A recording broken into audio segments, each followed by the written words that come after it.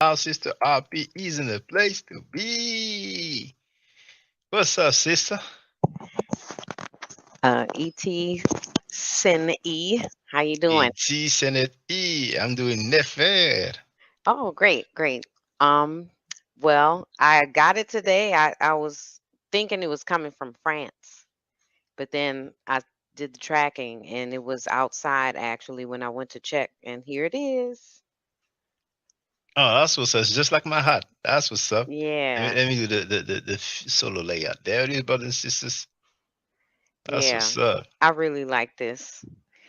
Yeah, so I have an after school program that I help facilitate. And I'm going to wear this because we're going to start talking about coding. So I'm going to Okay. use this as an introduction because this is a code. It's Mm. ancient code, but it's still a code. And then we're going to be able to, demonstrate. I'll be able to demonstrate to them the meanings inside each of the, glyphs and stuff. So, but yeah, I was looking online and I was like, this is actually like really good designs. So as soon as I get some more, extra money, I'm gonna get the matching hat, and I want to get a Ma'at shirt. But I really like the Kemet one to start with. Yeah, so it's really good, and the prices ain't bad either. So Thank you very much. I appreciate that. I yeah, appreciate that. but you Donnie know what? Williams wrote. Yes, go ahead, Hmm? sister. Go ahead. Go ahead. I was just gonna say that boonie cover, the hat. I don't know what they call. It. I call it a boonie cover. I really like that with the The bandana? nah. Oh, It's the cover, the protection cover thing. yeah, it goes all the Yeah. way around. That's the one I want to get next too. Yeah. You. Oh, do you mean that? It's a hat that I don't know what they call it. It's like a Oh, beach like a hat. beanie low, Ye- like a hat for winter, like. Or that you would wear if it's sunny, but it goes all the way around.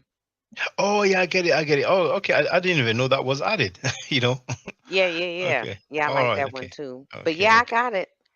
Proud owner of my own my Out Kemet shirt. Forever shirt. Kemet. Yeah. That's what's up. That's what's up. Yeah. All right. Hey, brother Donnie Williams. See, you got your mail. Yeah, yeah. What's up, Shaka? I was gonna do just I know it's a serious topic, but I was gonna do a little No, no, I appreciate that, bro. I'm unboxing. glad. So I'm glad. Yeah, yeah. Live yeah. unboxing, bro. You don't mind if I use this excerpt, like as a clip, my No, intro? no, Oh, it's all thank you. good. Thank you. And Yeah, for those who wonder, I'm gonna share the link. All right, that's lovely. yeah. I got the Heather Gray. Oh man, yeah, Oh, you got the I Kemet didn't. shirt as well. Okay. Yeah, can you? I didn't know it had that on the back In the though. back. Yeah. Yeah, that's nice. That's what's up, That's man. lovely. Oh, thank you. I So appreciate that. yeah. So just letting you know, just coming through, showing some support real quick, man. I'm about to get back into this Netflix film. So um, just wanted to say peace, man, and thanks. Yeah, thanks a lot, brother. Okay. All All right. right.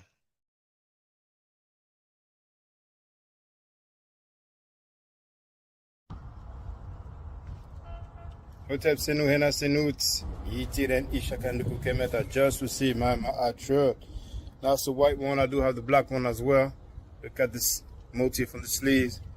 Looking fly. Oh my goodness. Oh my Neferu. Neferbu. Even have it in the back, but it's going to be a bit difficult for me to show you. But you see a little bit of it here. That's what's up, man. That's what's up.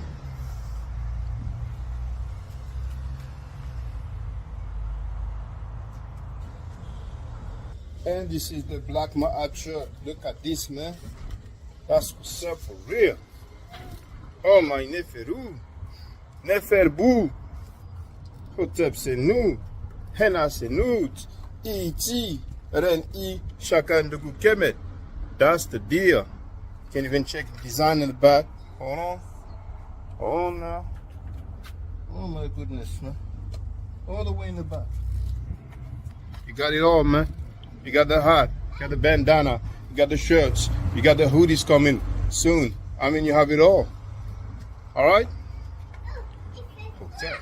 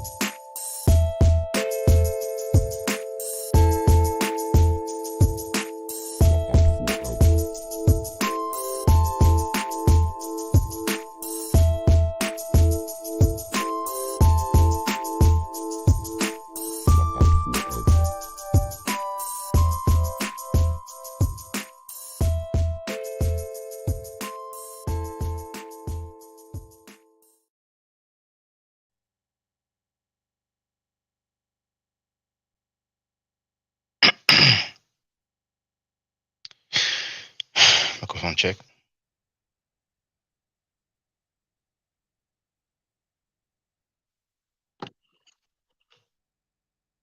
Seems a little bit loud.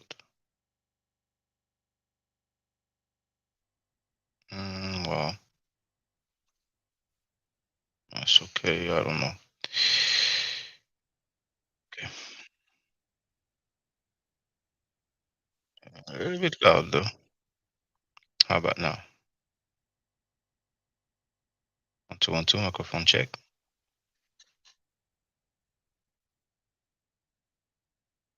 Microphone check 1 2. You know what?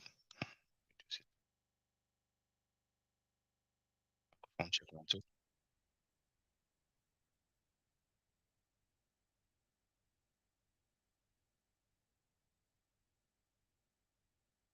It's the headset. You know, when you have a headset like that that really covers your ears, can feel like it is very loud, but you know. Okay, we'll rock with this for now.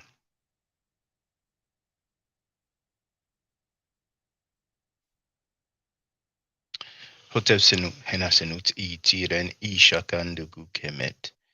I hope you're doing well. The title of this live stream is No Set Tripping in Scholarship. New York City is sinking, man time. When I shared in the community timeline, I forgot to include the New York City part, so I've changed the title, but let's see who's in a place to be. It's actually midnight in America. I mean, in America, I mean, in New York.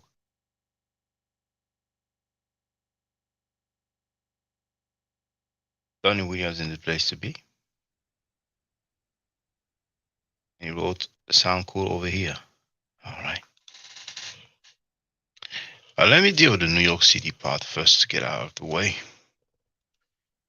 I'm going to share an article by The Guardian. Some of you may have heard about this. We can see what modern society can do to nature.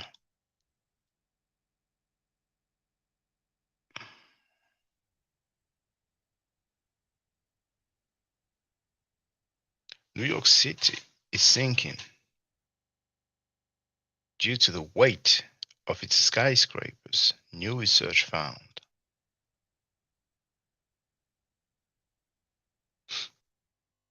A city is sinking approximately 1 to 2 millimeters each year on average, worsening effects of sea level rise and flooding threat.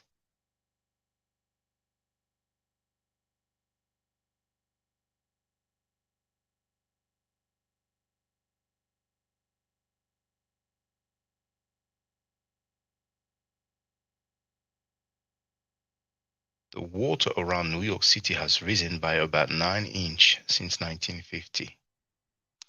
New York City is sinking in part due to the extraordinary weight of its vertiginous buildings, worsening the flooding threat posed to the metropolis.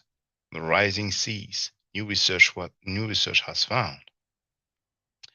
The Big Apple may be the city that never sleeps, but it is a city that certainly sinks, subsiding by approximately 1 to 2 millimeters each year on average, with some areas of New York City plunging at double at double this rate, according to researchers.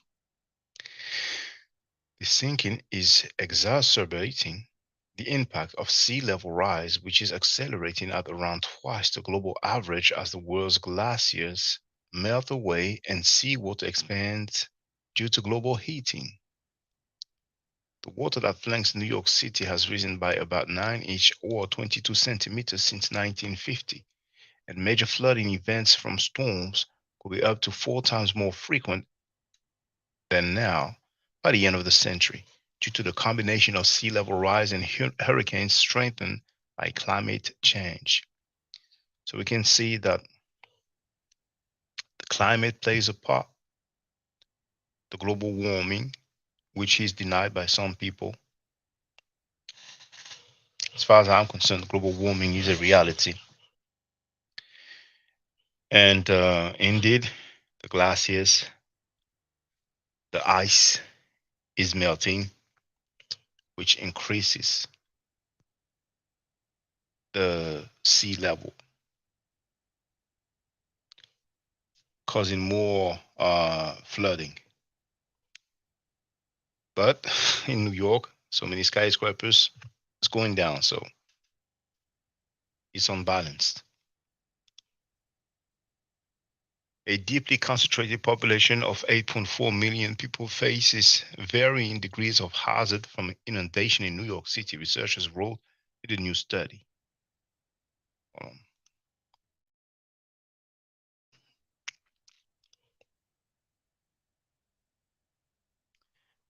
Published in the Earth's Future journal.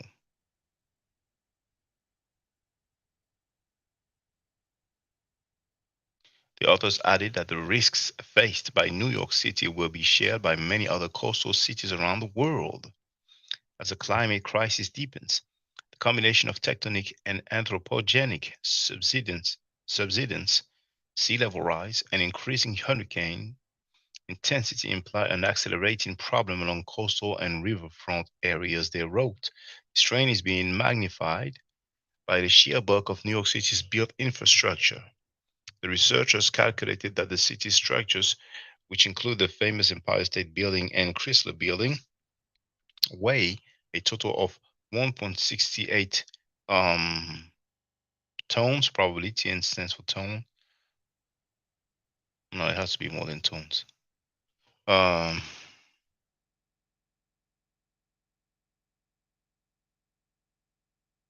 Probably trillion. Probably trillion. 1.68 trillion pounds.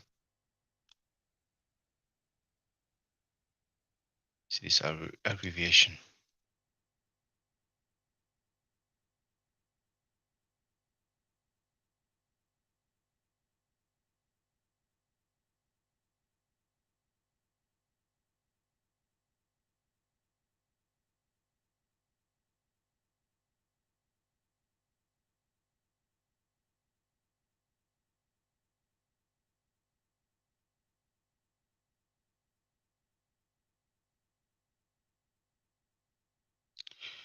Probably, yeah, I would say trillion, which is roughly equivalent to the weight of 140 million elephants.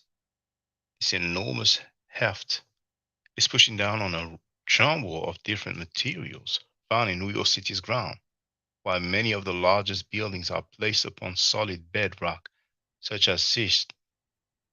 I'm not sure if you pronounce that schist. There is a mixture of other sands and clays that have been built over, adding to a sinking effect that is naturally occurring anyway on much of the U.S. East Coast as the land reacts to the retreat of huge glaciers following the end of the last ice age. Dang. Okay, so it's going to be finished soon. It's not something to panic about immediately, but there's this ongoing process that increases the risk of inundation from flooding, said Tom Parsons, a geophysicist at the U.S. Geological Survey, who led the new research. The softer the soil, the more compression there is from the buildings. It wasn't a mistake to build such large buildings. It wasn't a mistake to build such large buildings in New York, but we've just got to keep in mind every time you build something there, you push down the ground a little bit more. 2012, New York was hit by Hurricane Sandy, which flooded parts of the subway and caused widespread damage, including power blackouts. And in 2021, Hurricane Ida flooded areas of the city, causing several people to drown. Scientists say both events were worsened by the effect of global heating. Parsons said that New York and other coastal cities have to get planning for this. If you get repeated exposure to seawater, it can corrode steel and destabilize buildings, which you clearly don't want. Flooding also kills people too, which is probably the great concern.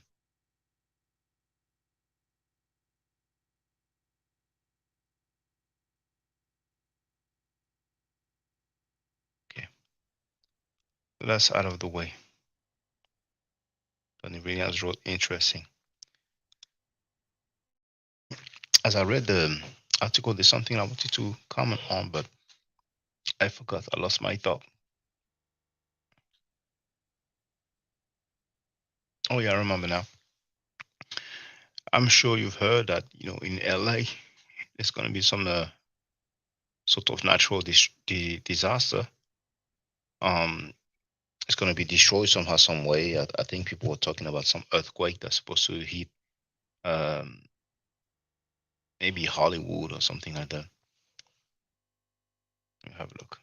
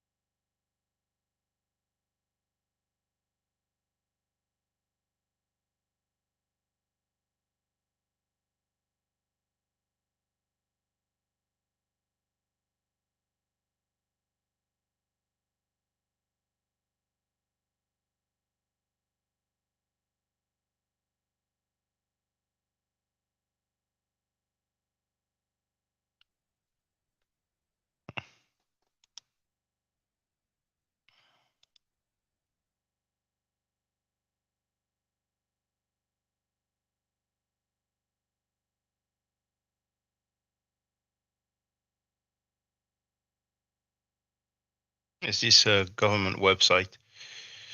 Um, okay, I wanted to be sure. This is the U.S. Geological Survey.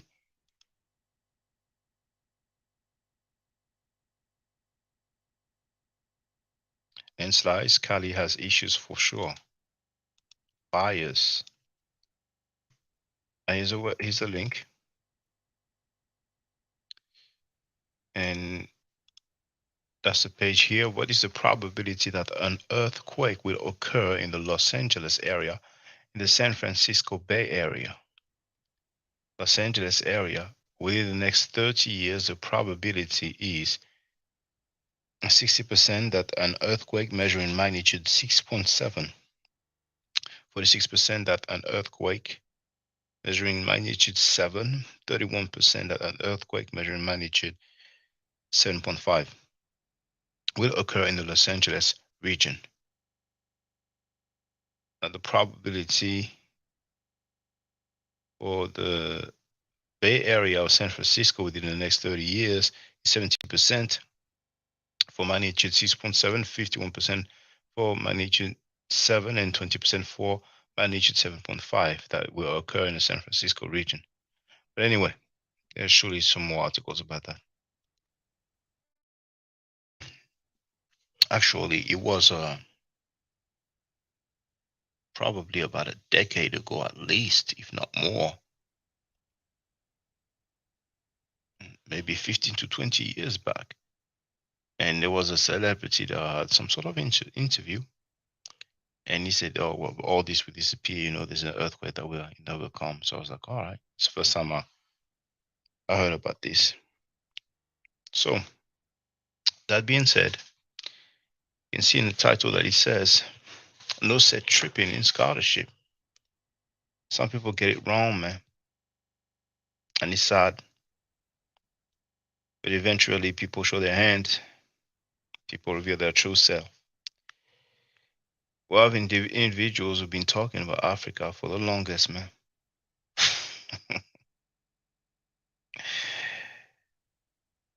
And you deal with scholarship, and they do some set tripping, man. They are trying to invalidate you because of where you are living or where you were born. Scholarship has no color. Scholarship has no nationality. And the funny thing is that they quote a fair deal of scholars from around the world. Sometimes you have some talking points that are weak and whack, but they use it because they feel like they have to say something. And it's funny because, more than 10 years ago,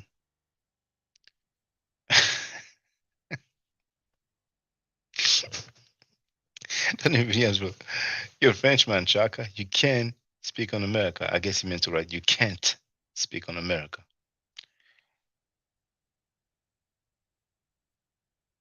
More than 10 years ago, there was some set tripping, coming mainly initially from Asiatic black men, but then other people who are supposedly not Asiatic black men jumped on the bandwagon. Indeed, Donnie Williams meant can't.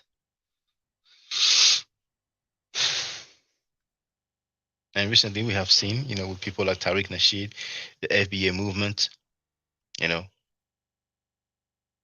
which is a ADOS on steroid. But ADOS, the way I saw it, it's like, okay, they are pushing for reparations. And Tariq Nasheed hijacked that movement and came up with the FBA. And now you have people being openly xenophobic. You'll feel it's like a black version of Trump supporters. And in many respects, it's getting out of hands with the rhetoric, but to each his own, man. Cannot change people's mind. Well, at least not all the time. But some people are trying to do that with the scholarship, man. And that's amusing and worrying at the same time. Now, when you agree with people, you're cool. And when you disagree, oh, you from here, oh, you try to act like us, and you try to figure what? Now, being on man time, because that's in the title as well. And I have an analogy in mind, which is death row records. There are some people who will just not admit that they are wrong. And you make it plain. And you have them on record, faced with their falsehood, with their lies. They won't even admit it. And they want to talk about something else. And have so many labels for you. For a strange reason, then you ask him, okay, all right, well, what about the people who support, who defend child molesters? Oh, they want to speak on that. They want to tell you how bad character. And I was told that homie said, oh, I'm going to call such and such. So they bring people's names up. And whether it was jokingly or not, they'll bring people's name up. You have people cursing people's mothers, man, cursing people's families, including children. And I told you I would never apologize to you. You see, Why I'm you- a man of my word, right? I'm You not, see, I'm a I man of don't my want you word, to right? apologize. No, but you thought because you're gonna make 100 fucking videos that you're gonna wear me out and I'm gonna come to you on my knees. Please, chill, don't make a fucking video. Fuck you, nigga. Make 100 more, bitch. Make 100 more, nigga. That's showing you I don't give a fuck about you, your mother, anybody, or your daddy. Hey, Fuck man, you break it fuck down you creep bad, ass bro. niggas. Fuck your whole family, nigga. Your daughter, your son, everybody. Yes, I said it, you bitch ass nigga. Hey, your mother's a bitch, nigga. Get off my chat, nigga. Get the fuck about it. Oh my God. There, they are deaf and blind. They don't hear, they don't see. There's an elephant in the room, they don't see it. They don't hear it. They don't feel the vibration when the elephant moves. And we know an elephant is heavy. It is quite noticeable.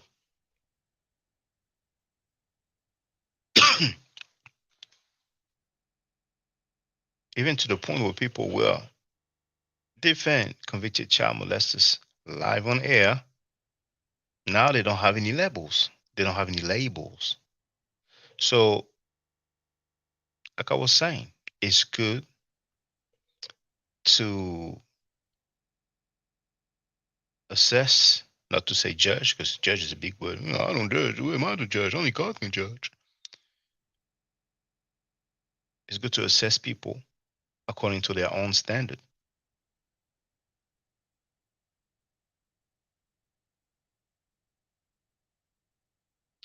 Now, in the meantime,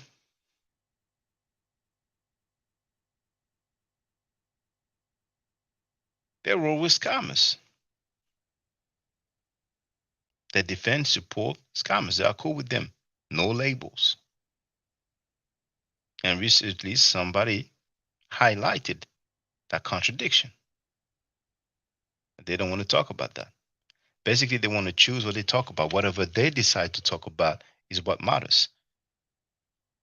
Anything else that you want to talk about is bad, it's wrong.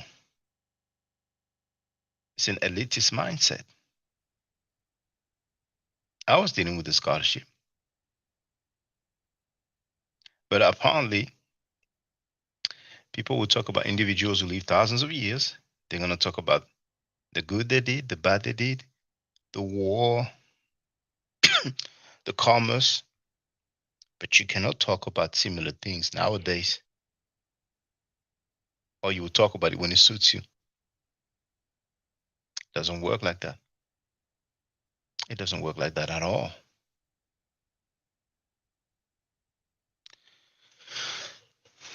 When you see somebody that is openly and publicly lying, making things up, and you see the person being confronted about lying, and he still won't admit it, how are you going to take whatever he says seriously?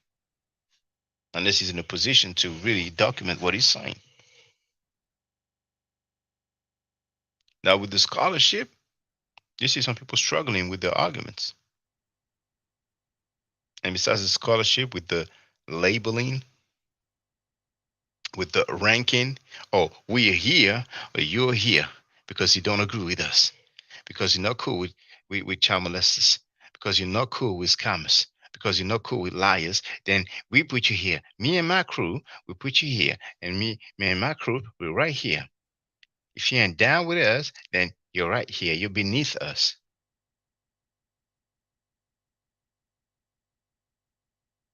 Which is more, for uh, school, school ground, mentality. And I'm talking primary school / secondary school.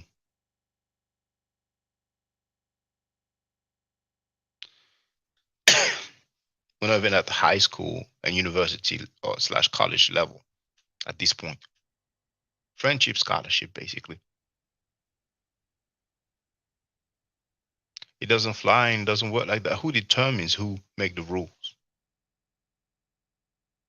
Now, not only you see some people rolling with scammers, but then they will actually talk about other scammers. So that's the irony, man, and the hypocrisy, man. The irony and and all this is happening in front of your eyes, man. Happening in front of your eyes, man.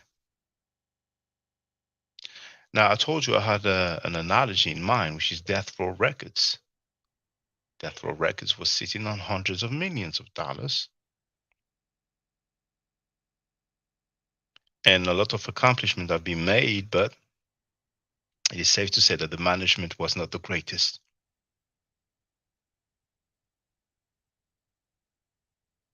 Because if the management was good enough, then the legacy would have continued with the same management. But we've seen what happened, and ultimately the company was sold to a toy company. And recently, Snoop Dogg became head of that company. Some people say that he bought it. I don't know if he owns it.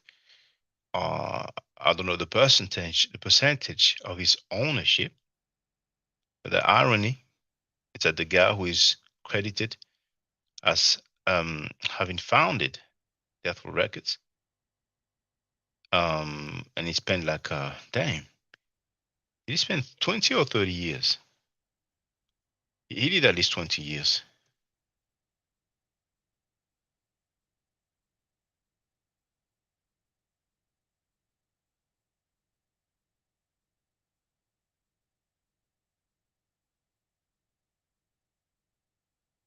Oh, he doesn't have a wiki.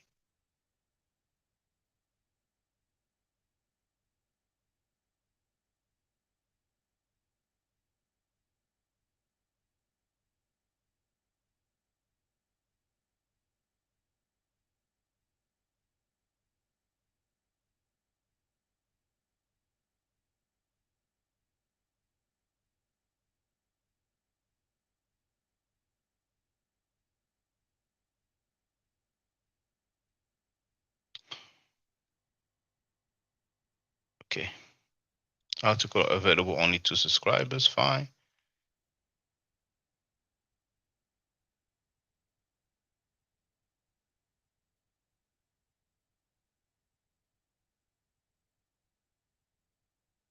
He served over 30 years in prison, man. Danny Williams wrote, "Dang, I'm getting old." He served over 30 years in prison, according to the Source magazine. And share the link in the chat.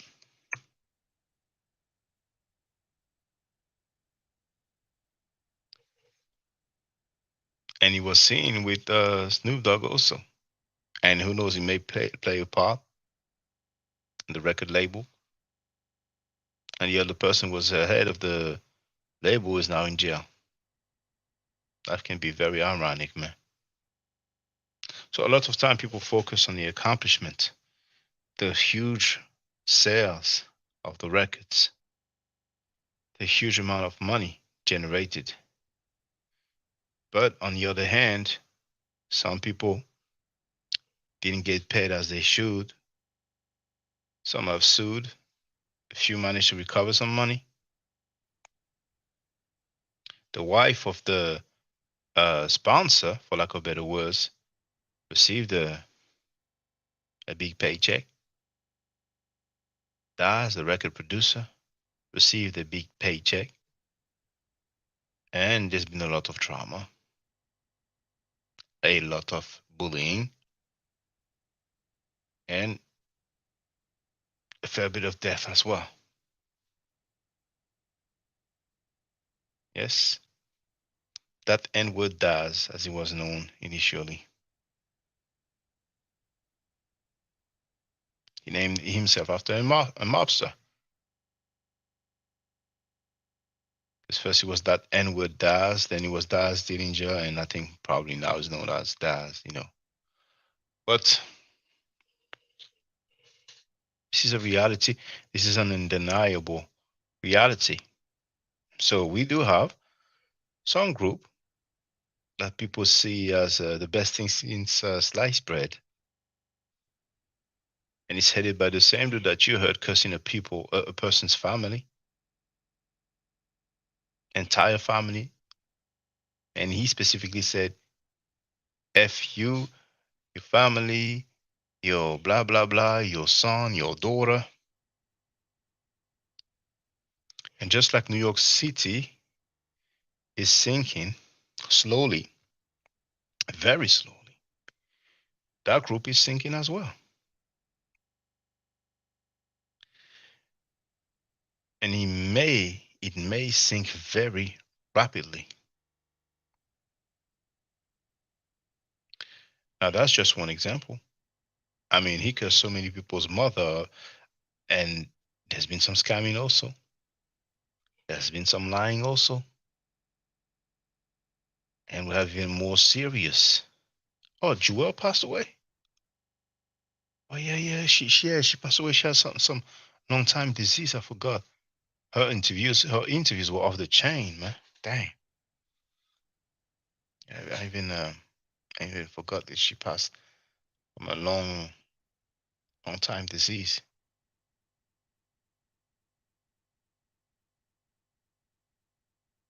Dang.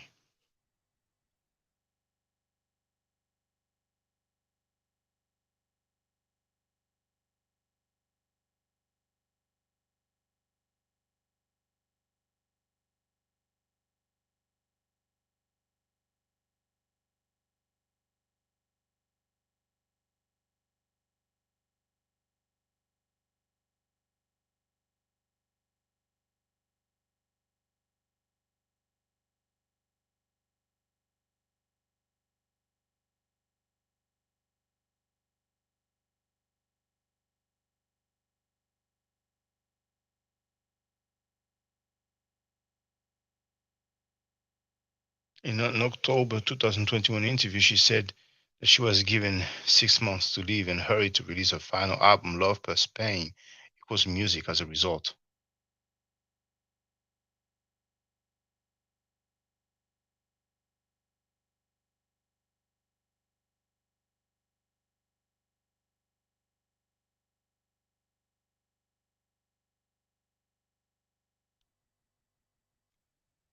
She passed away on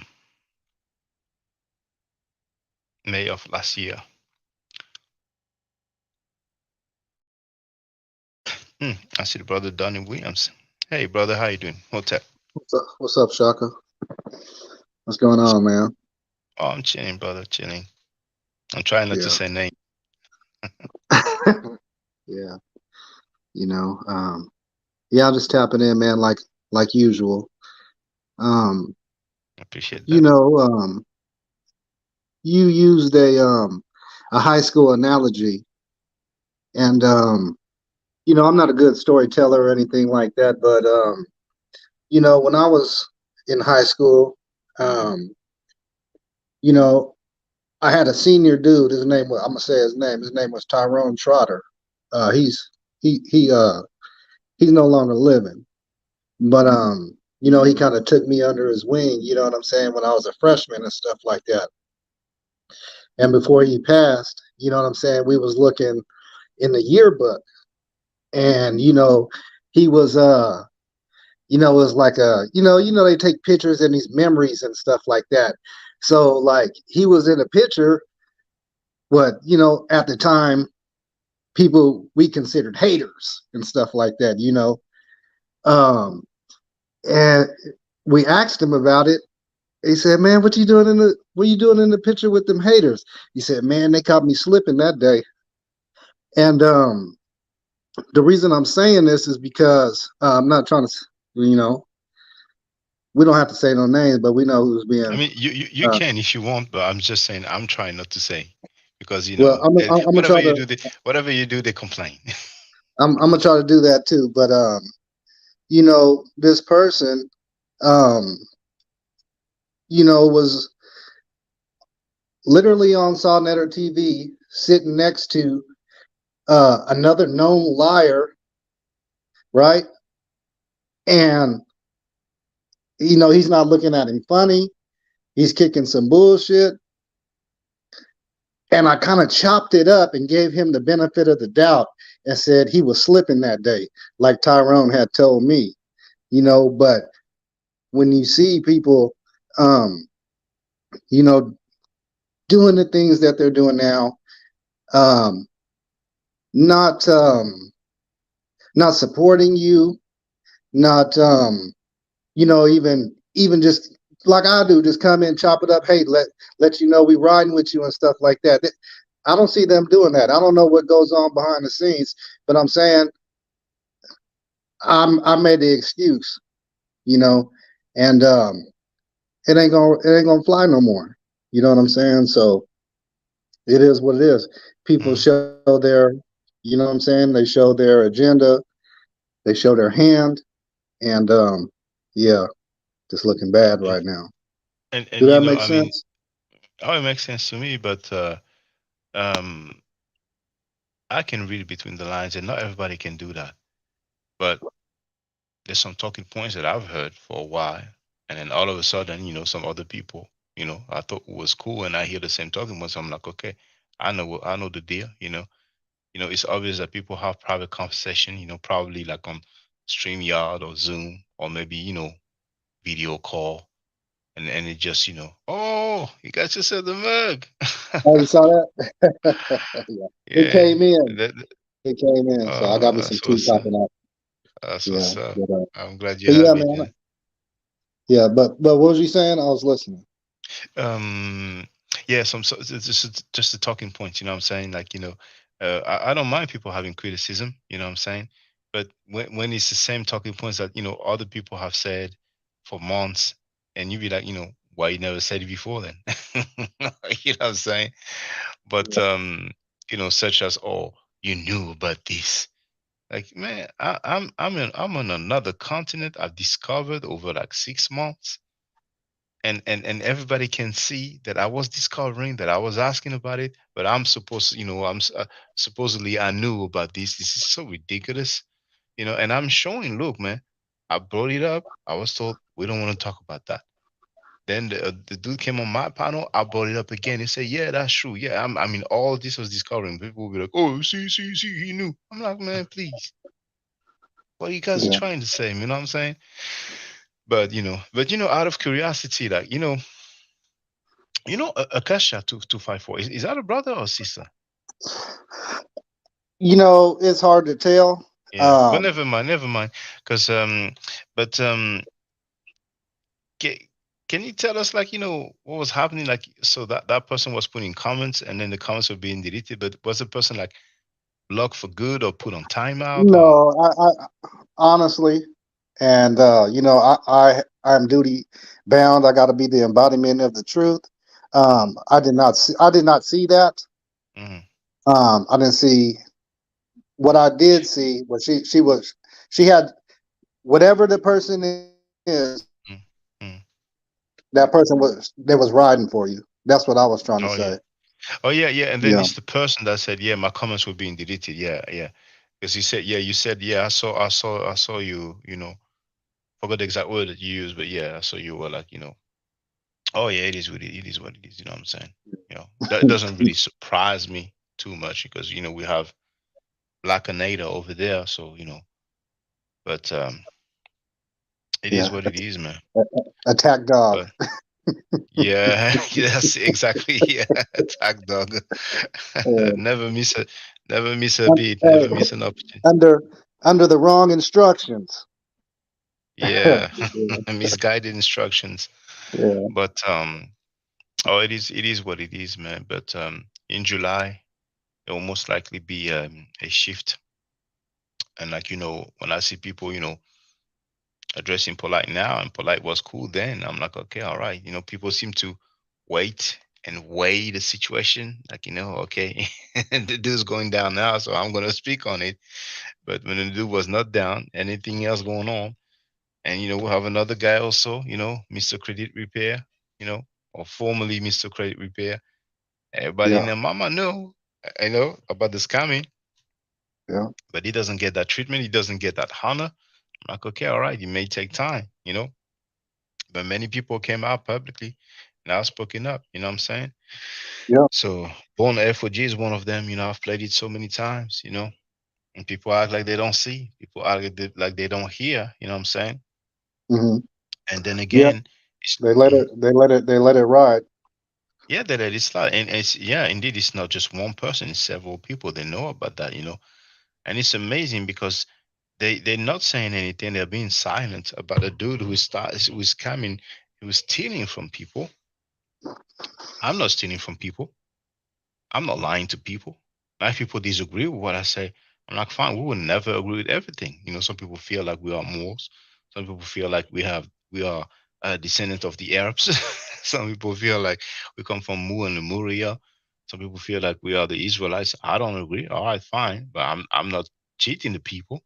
I'm not making stuff up. Hmm. But the people who are cheating, or lying, who saying they hate Africans, who scamming, and even the rapists, even the child molesters, what I'm saying, they get all the respect in the world. But the negative labels, I'm the one who get them. I'm the bad guy. Yeah. And then people bring up, my geographic location as if it matters. You know what I'm saying? That's a Yeah. smoke screen. That's a Yeah. smoke screen. Yeah. I agree. Because on the one hand you hear, oh yeah, I knew that guy for 2 decades. So for two Hmm. decades, why wasn't I told? Oh yeah, you know what I'm saying? And Yeah. I wasn't. Yeah. Yeah. Feel No. free. No. No. No. Good. Excellent point. I mean, yeah, you've been rocking for. They said they know you for over 20 years and stuff like this. I mean, it's. I agree, Shaka. It's definitely a smoke screen, man. Mm, It's definitely a yeah. smoke screen. Yeah. It is a smokescreen, and and for the record, I don't recall ever faking being American. I don't recall that. Never recall acting like I was American. I mean, I am who I am, and I've been down with my people worldwide. You know what I'm saying? Hmm. And there's actually one thing about this, um, about the xenophobia. Well, yeah, sometimes people say, well, people don't care about us. But I must state once again that when there was a Black Lives Matter movement, when there was a death of um,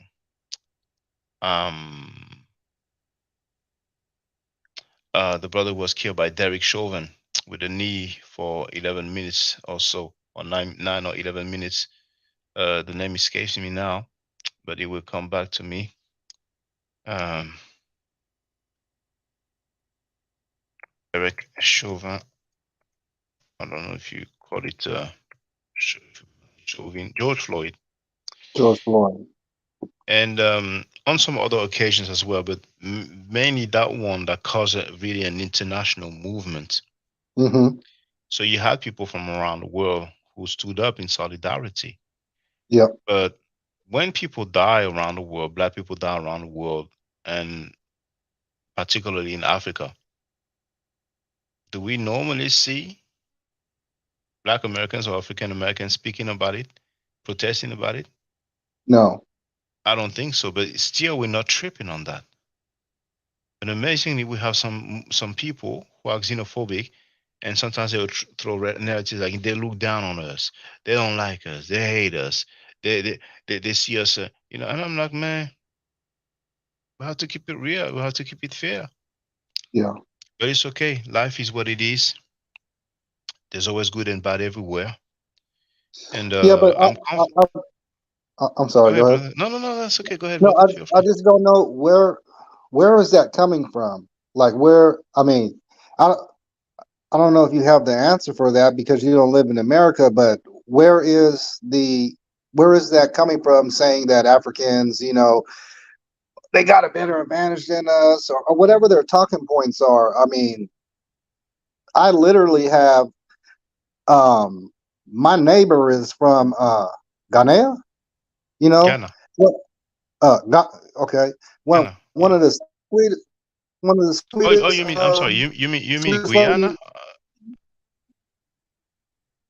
Oh, you're breaking up, brother. Uganda. Sorry, I misspoke. Uganda. Yeah, Uganda, Uganda. Okay, and just okay. one of the sweetest ladies. Yeah, just one of the sweetest ladies ever. We kick it, and um, I was actually talking to her about, what was going on, and the conscious community and why because I invited her Hold in, on, and brother. she's Hold on, on brother tips Donny. and stuff. Brother Donny, you kind of in a matrix. You're really in a matrix right now. Well, we don't hear you now, but um, even your screen is frozen. I don't know if there's any You way you hear can me? see. Well, okay, yeah, yeah, I heard you, but you're still kind of in the matrix. I don't know if maybe there's anything you can do with the internet connection, but now it seems fluid now. Yeah, go ahead, brother. Okay. No, I was just saying she's just one of the nicest ladies that I know, and she came over, we kicked it and barbecued. Okay. We lost the brother. Gonna share the link. Uh, hear me, brother? We lost you. Sometimes I don't know if it does that often. Like when you're on the phone and it cuts off and you don't notice and you're talking. So, okay, there it is. The brother's back. Yes, brother, we lost you, but you're back, brother. All right, yeah. My internet connection ain't right with the gods, with the Netcheru. But no, I was just saying, my neighbor is from Uganda, and we kick it and chop it up, and I was like explaining to her like why I have all these Egyptian, knickknacks and things like that, and I just kind of explained it to her. I come from the conscious community and stuff like that, and she used the word Afrocentric, and we kind of just start laughing and stuff, but you know, so people do notice and stuff like that, but I'm I'm getting away from. I mean, I'm always be black. That'll never change. But I'm getting away from. I'm getting away from this community. It turned into a joke. Mm. I'm gonna still mess with the real, but um, you know, yeah. I just I wanted to say understand that. you. I understand you because there's so much bad behavior. They don't want to clean it up. They want to make excuses for it. Someone go as far as saying, "Well, if we do this, it's because of the white man." I'm like, man, wrong is wrong. You know, and not only in terms of ideology, it's all over the place. I understand not everybody will be on the same page, but we have the so-called Kemetic people who would accept so much falsehood, man. Talk about Ma'at and accept so much falsehood, you know. And at one point, yeah, I understand when people want to separate themselves from the foolishness, from the lies, from the scamming, from the raping. But it is a shame though. But we know who are responsible. We know who's running the show in the so-called conscious community. We've seen the character over the years, not only cursing people's family, but beefing continuously. This is a common trait Mhm. of I don't know how I should label him, but hey, what's up, Ibene? What's up to you? He has been doing that forever, forever. So we'll see in the long term, man. But July will probably be a shift, but it's a shame, and we have to be responsible and accurate with the scholarship. Now, being labeled Afrocentric, a lot of people of European descent, not to say Eurocentric, people love to use that term by default. There's a lady, I think I may have saw her before, but she had that video like Afrocentricity. Um, Everything comes from the cradle of Africa? Question mark. You know what I'm saying? So extrapolation. Like because some people will say, okay, life comes from Africa. Because some people will highlight some a great civilization, then they want to act like we said that everything comes out of Africa, just like some people try to say that we are saying that everything comes from Kemet, or like we are saying that we come from Kemet. I don't like when people are Would, that's been would, fake. would Go that be ahead, like brother. Martin? Would that be like Martin Bernal? Uh, I mean, I don't know what you mean exactly by that sentence because he's the one who wrote the book Black Athena, right? Yes. But he's not claiming that everything comes out of Africa, does he? Well, I thought kind of he was alluding to that. The title of his book is it slips me. I have to go find Yeah, it. I My think memory it's is not like the best. Greek philosophy comes from out of Africa or something like that, you know. So Black Athena. But what I didn't know until recently is that he has volume two and maybe volume three. Yeah, But if I put I the got him. Afro-Asiatic roots of classical civilization, yeah, the three volumes. Mm-hmm. Yeah, they're It about that is, thick. yeah, you know. I haven't read them, you know what I'm saying, but what's interesting is that this guy is of European descent. Hmm. You Yeah, know, so is he still alive? I think so. He passed away. He passed Oh, away oh, he did. in 2013. Didn't he come out of the same school Cornell. as Leonard Jeffries? uh, well, I don't exactly know all the places where Jeffrey taught, but Martin Gardiner Bernal um, was a professor of government and Near Eastern studies at Cornell University. Well, that's where Jabari went, right? Yeah. So I think Leonard Jeffries probably went to probably study at a few universities. Um, so City College of New York, City University of New York.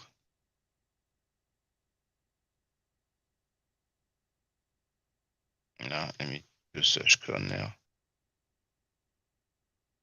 It doesn't appear, according to Wikipedia, that he taught at Cornell, but they will not necessarily have this whole resume. You know. Oh, we have Sugar Hayes in the place to be. How you doing, sister? Yeah, so man, I'm just chilling, man. You know, I'm I'm I'm doing the scholarship, man. It's funny when you deal with scholarship and then oh you this you that whatever whatever yeah, back character. I'm like whoa. Yeah, But yeah, the worst is when you see people just lying. Like ain't you gonna admit that you were wrong? I'm like okay. yeah. I mean, you do got to be. I mean, I could. I don't know. I don't want to get involved, but I'm already involved. But like, it's just like I don't know why you would. I mean, I get the point. If you're going after, say, like Saw Netter or something like that, or the other Hebrews and stuff like that. Um, I mean, I wouldn't want my name in the mix if I had nothing to do with that. So, I mean, I do get that point, but Oh well, I have an answer for that. okay. Not one thing is that there's no title tying whoever or let's say that person that was claiming that Hmm. his name was not associated with pedophilia and no title, you know. So that was a false accusation, a wrong accusation. Now he did mention, I'm gonna call Sa. That's what I was told from a reliable source because I ain't gonna listen to the whole stream. And the second thing, he uploaded a video of the weighing between me and the Hebrew dude. So then, why you want to cry? You know what I'm Hmm. saying? But then again, he's down with the crew over there. You know what I'm saying? But he even complained about why you play Gorilla Hebrew. So I cannot play Gorilla Hebrew. Yeah, You know, like I didn't play Gorilla Hebrew to associate him with that. This is a topic that I've been talking about for years. You know what I'm saying? And more recently, we found out more cases stuff like that. So this is just complaining. This is just a talking point. You know what I'm saying? yeah, This is just a talking point, really. Like it's like me calling and say, oh, why you were talking about polite? You know what I'm saying? Why you were talking about polite? Why you made a stream talking about polite scamming? What's up, Bennett? How you doing? VB. Yeah. Yeah, yeah. What's up? What's up? Hotep, Shaka. Hotep, Hotel. Donnie. Yeah, Greetings, VB. yeah. It's morning time over here. It's like 7 Yeah, a.m. yeah. Hey, almost. hey, hey, VB. Let me. Can I say something before you Of get course, of started? course. Yeah, feel free, brother. Yeah, yeah, yeah, indeed. I always like the way you kick it, VB. You becoming strong and stuff. But so yeah, so that guy, Gorilla Hebrew. Uh, that morning, I was at work and stuff, but I was still in the chat and stuff like that. But so that guy, Gorilla Hebrew, he changed his name to remember. Do you remember? Recall me putting it in the chat. He goes by Alazar. Uh, some kind of Hebrew name. Yeah, there was You a remember that? long name that you've put, but I didn't know you changed that name. Was that were you able to punch it up? Is that the same dude? I I've mean, it put looked it. just like him. I did put it on Google, but I don't think there was anything much coming out. I would doubt that he would change his name because he had that name for a long time. He's known with that name, so to me, it's unlikely that a person would change his name like that. Shaka I'm do sorry. this. Shaka do this for me. Hmm. Punch up Gorilla Hebrew. I thought you were saying Shaka Doodoo. I was I don't like, why is do he calling me that? that. Yeah, No, I what didn't should say we to that. type? Yeah. I Punch up. told you that's some gay shit, man. Like, really, I have nothing against homosexuals, but I'm just telling you, to me, that's some really deviant type of weird shit. You I know, mean, seriously, I'm you not know. tripping, man. The dude has a nickname for me. I probably had many nicknames for him. You know what I'm saying? But what's funny to me is when I hear other people taking on that nickname. I'm like, damn, get you guys should get your own lyrics. But what should I put? uh, Donnie Williams. punch up Gorilla Hebrew and Gorgeous Dre. Hey, bro. Gorgeous Gorgeous. Dre. That's a What? strange I know name. you laughing, BB. Hold on though, and let's see what you get. I don't know if you can screen share. We'll see if Well, that's the same dude. I can screen share. I get Let me see. Gorgeous Dre. Okay. So I don't know if I wrote it correctly.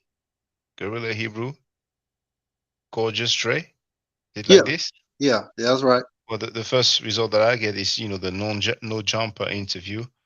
Then I have Dr. Michael Brown. Oh, there it is.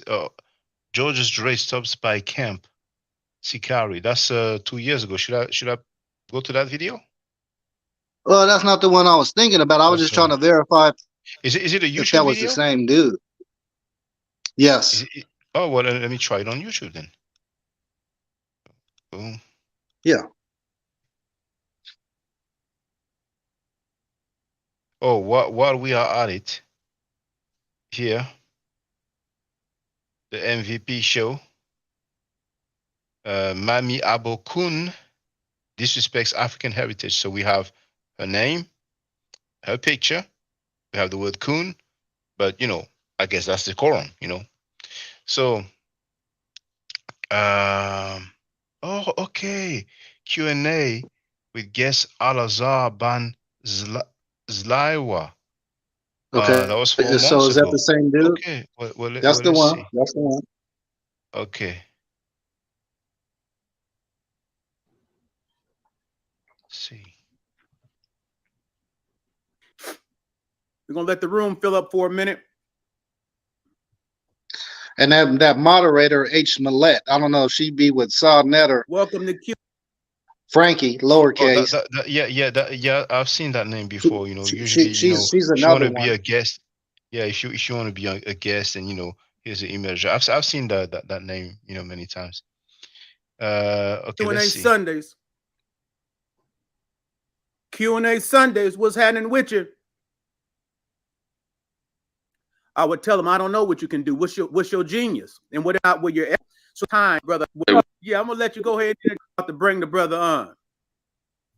Same person, right? Yeah, it's him, but you see, it says Gorilla Hebrew. I mean, um, is there going to be somebody else?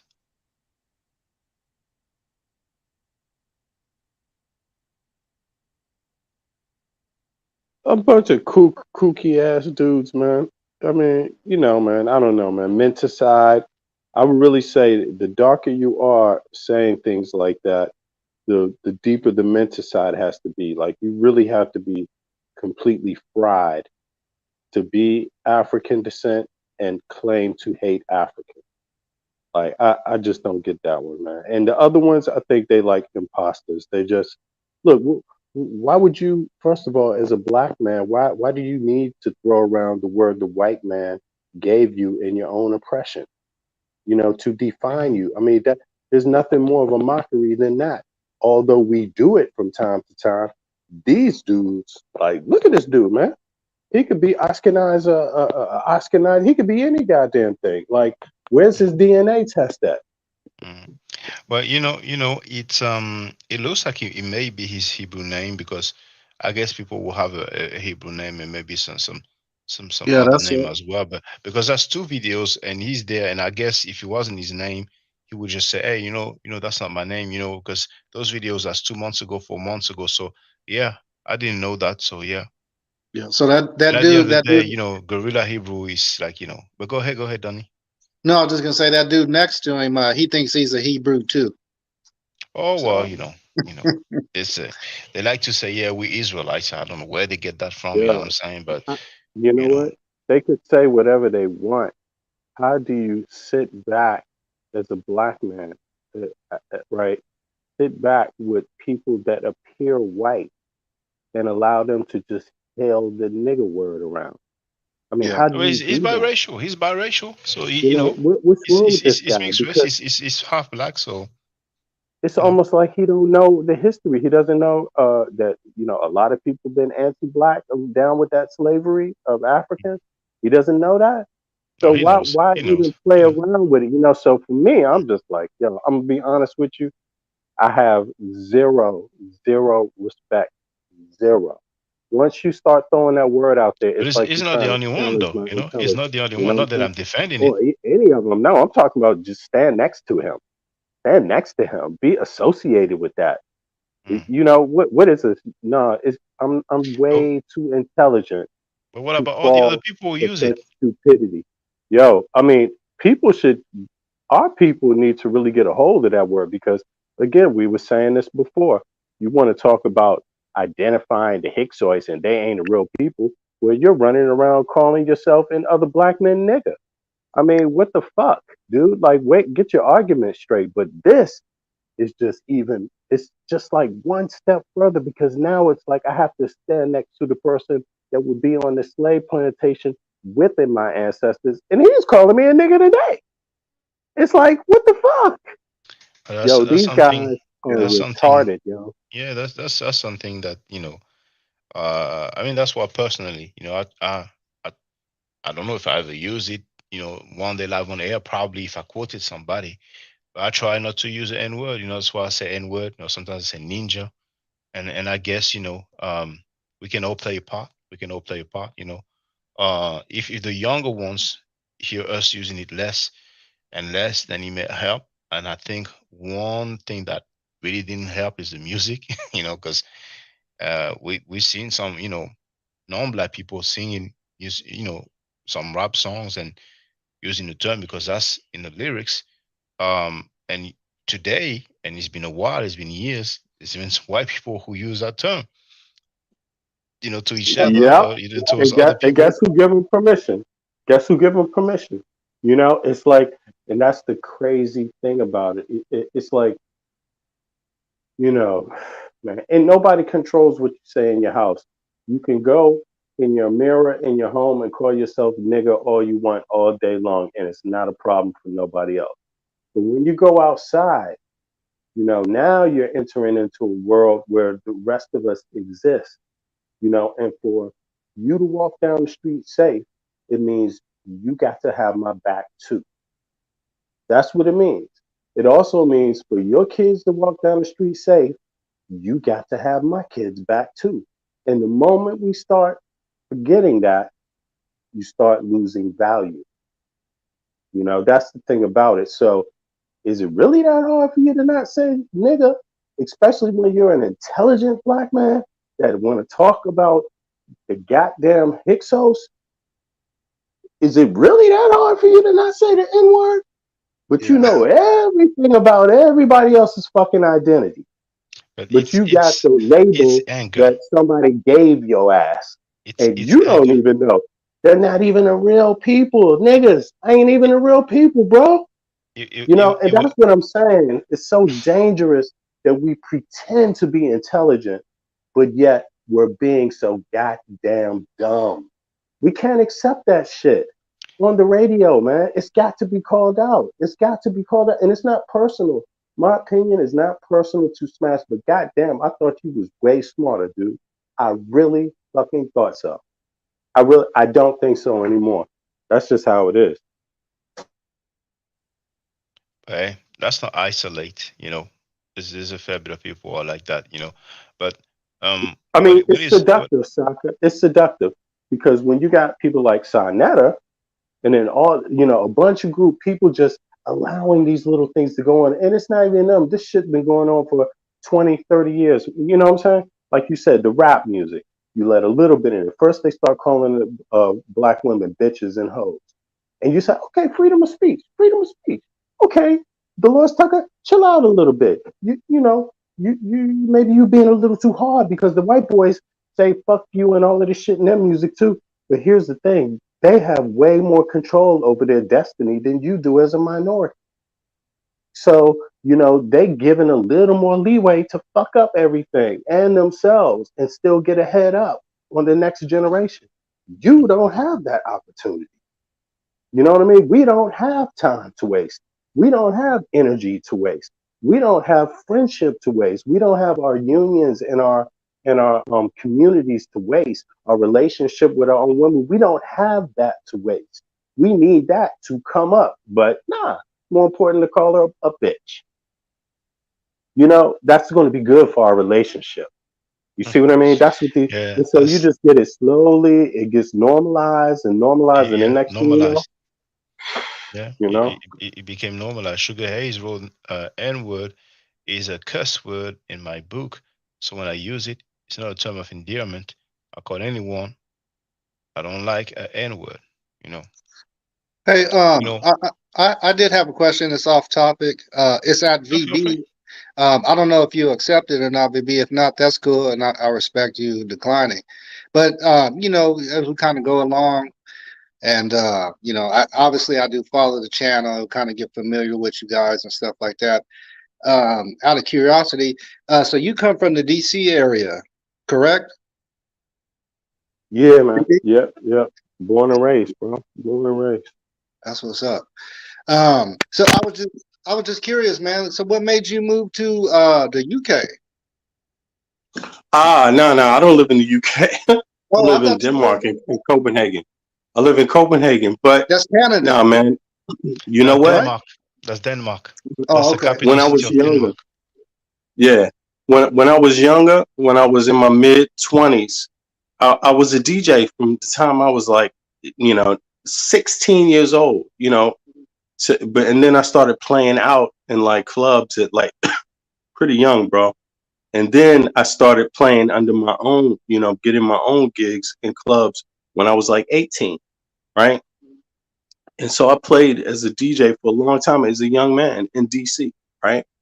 Okay. But then when I got around, you could say 24, something like that, 23, 24, I actually started, I got a opportunity to work with some cats in New York that some cats from DC, they got a record deal. So I lived in New York for a while. New York became my second home through music, right? And so I learned a lot more about music then. You know what I mean? Before I just loved music, but then I really learned how to record music and the process of Mhm. promoting me, all just the music industry, right? And some of these cats probably know it, like your man. It's called Palace Records. The label E Rule was on. Palace was, it was supposed to be a big jump off. It was the competition for Bad Boy. But then they had a couple of kinks in the end. Although they spent a lot of money, they had some kinks in the end. And the cats I was with, they walked away from their little deal, right? They actually had the biggest deal on the label.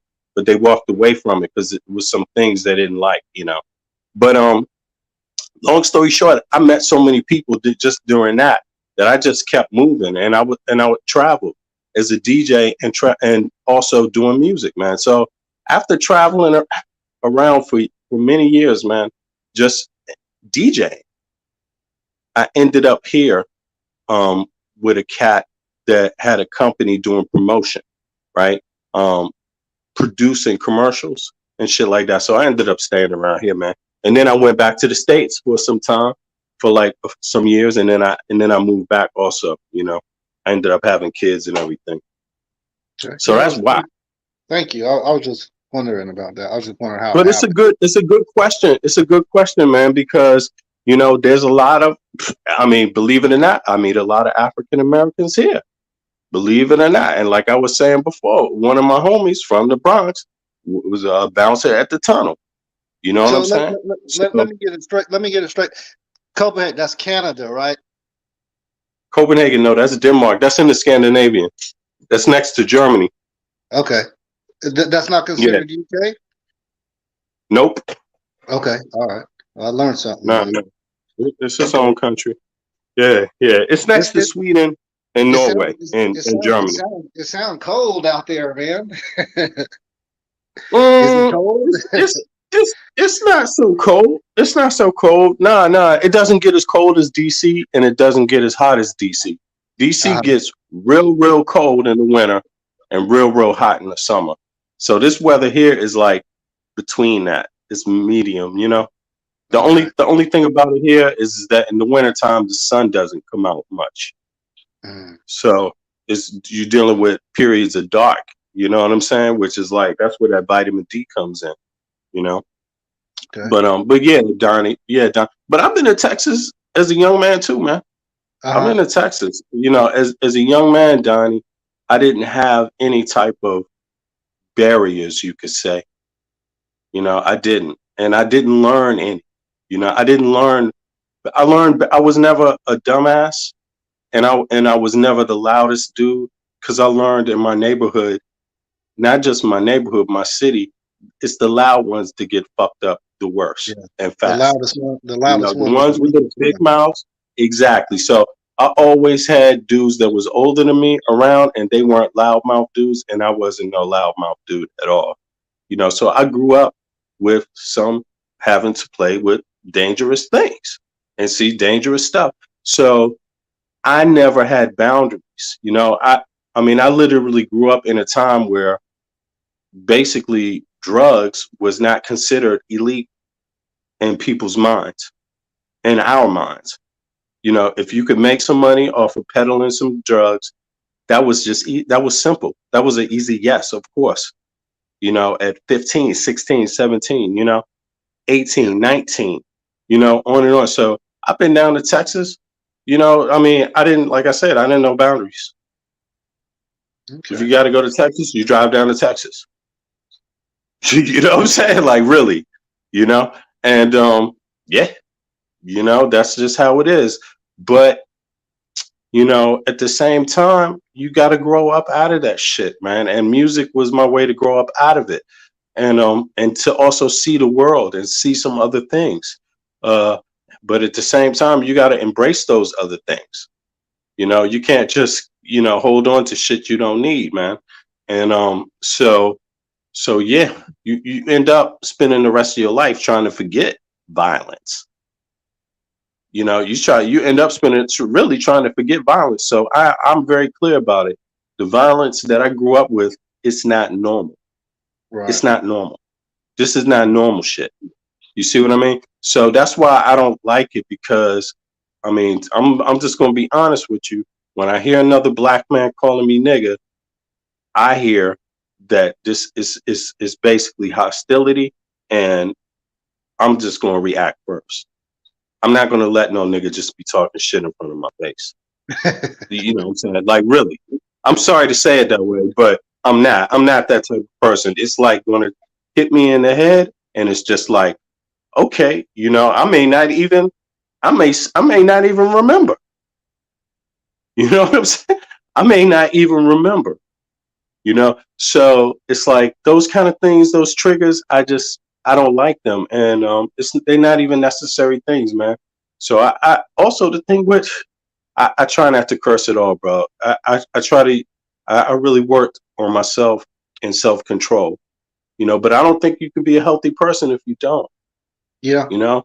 yeah, I I mean, agree. so and just Because because you come from a situation, that situation doesn't have to always define you. You don't have to be it doesn't have to be a crutch for you, right, you know. right. I was just going to add to your point, BB. I mean, because you do have to control that, and because being emotional could get you in a bad situation. Yep, yep. Absolutely.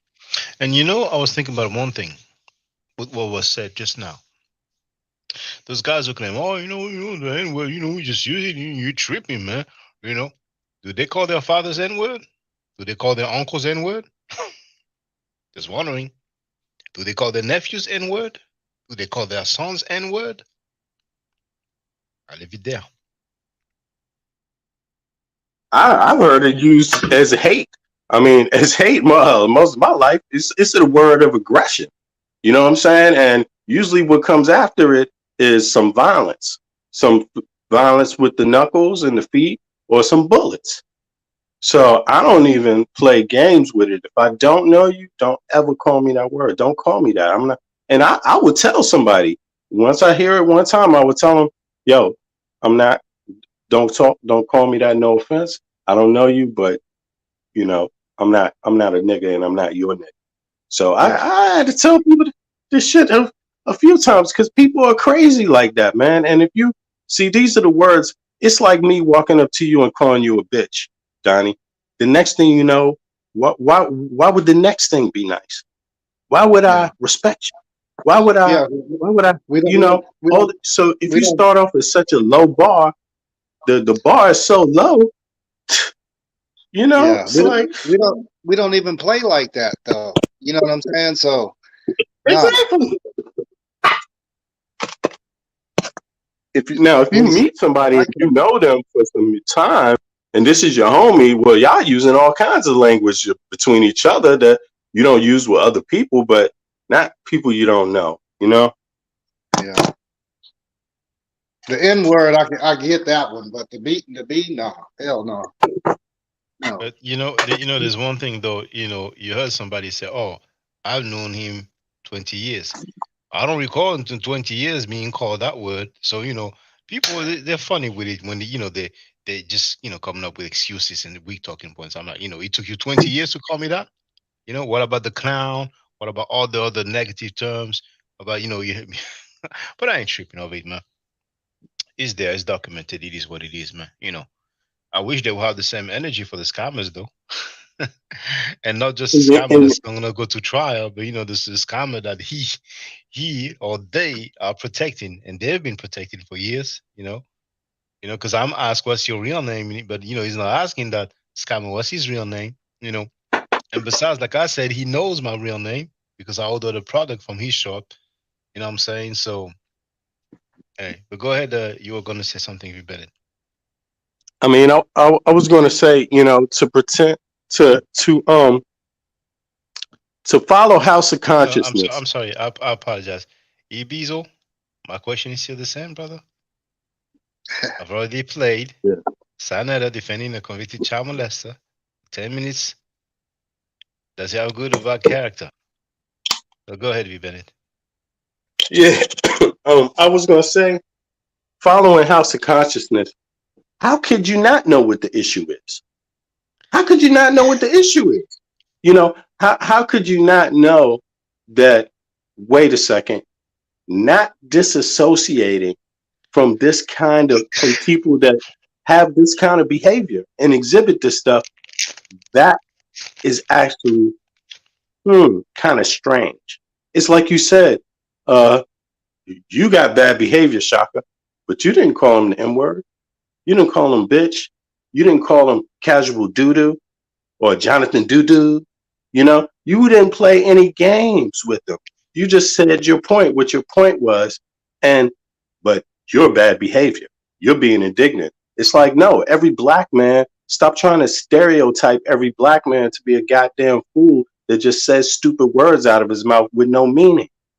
And I think that's the thing he's not getting. Or he gets it, but he's not taking responsibility for it because he know damn well he ain't going to be treating everybody like that in his own goddamn hometown. Who does that? Who treats people like you don't just walk up to pretend like you know people and you're going to get comfortable with them. Even if you're just doing business to now, all of a sudden you're going to let some shit slip out of your mouth like that. If they not your homie, they're not your homie. That's just what it is. And it doesn't have to be, you know? I mean, we have to learn how to deal with each other with a bit more respect. But you look at House of Consciousness, would you say what's going on over there has anything to do with respect? No. You see, there's nothing going on that got something to do with respect. I mean, No. is respect releasing this guy's arrest record because you don't want him to get the debate against another guy, so I'm going to release his arrest record? Yo, I know. I'm gonna tell you flat out. I know. I grew up with guys, and I know guys, and I know people. They've done some things that a lot of people would probably never imagine doing. Yo, I, I could never imagine just for some silly, stupid reason releasing their personal information like that. I wouldn't play games with nobody's life that way. You see what I mean? I That's wouldn't play decorum. games. Yeah, That's decorum. no, no, because guess what? Guess what? If they change their life around, why would it? I mean, but let alone an arrest record. What's the point? What would the point be? Like, I mean, you know, not over something over a debate. It ain't that serious. You can't be having debates and then all of a sudden you're like, you know what? This guy had a beef with his ex-girlfriend. Looked like it didn't go too nice for them that day. You know what I'm gonna do? I'm gonna release it. It's like, yo, if you don't have something you really want to stand behind when you release that shit, then what's the point? Look at Sinetta. Then they got the shit they releasing the shit about what's his name? Mighty Hebrew. Well, if you don't stand against pedophilia, why would you release it? You don't stand against pedophilia. So why are you talking about it if you don't stand against it? It doesn't make any sense. You see what I mean? It's dastardly stuff. And then they're friends. Look, if I release your shit, I'm not your fucking friend. Hey, Understand that. VB, what's you might know what's the name of that old cartoon where they had that character Dick Dastardly, and all they did was the really rottens. All they did was bad shit to each other. You know what I mean? I don't know if you remember that. That Yeah, it is like a cartoon. You're right. yeah, It it's like is. the Man. really rottens. And, Yeah. If you I know, me not liking you and me having no respect for you, a good indication of that is me releasing your criminal record on the internet. That's a good indication. I don't like. but You know what I'm saying? But like you for them, said, it's like they're friends. He's cool with right. that. So like Real Konal is funny. cool. Like Konal is cool, even though he said that Saneda cursed his mother and his wife, and Zaquan, said that he would not go back, and Konal confronted Zaquan, Apostle Zaquan, about that, but still he went back over there. TMH, swore on his son's life he will not go back over there. It's like a magnet. But then again, when somebody says, Tazariak says that Martin Luther King was a B, and Sanetta says, that he's right. He agrees. He says he's right. I don't hear nobody say, "Oh, you have bad character." Even the dead, and it's just not any person. I mean, there's a national holiday in his name, and we know his struggle was for black people. Now, some people will argue, "Oh, he did stuff for gays, or he did stuff for the communists." But if we keep it real, there's no denying that he fought for black people. Now he has his method, he has his belief system. But Fought and died.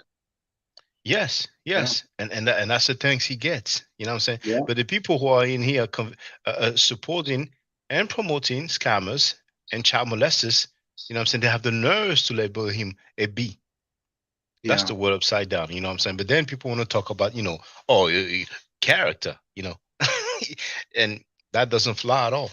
In the Yeah. real world, that doesn't fly at all. And I know we have the conscious community, this online uh gathering.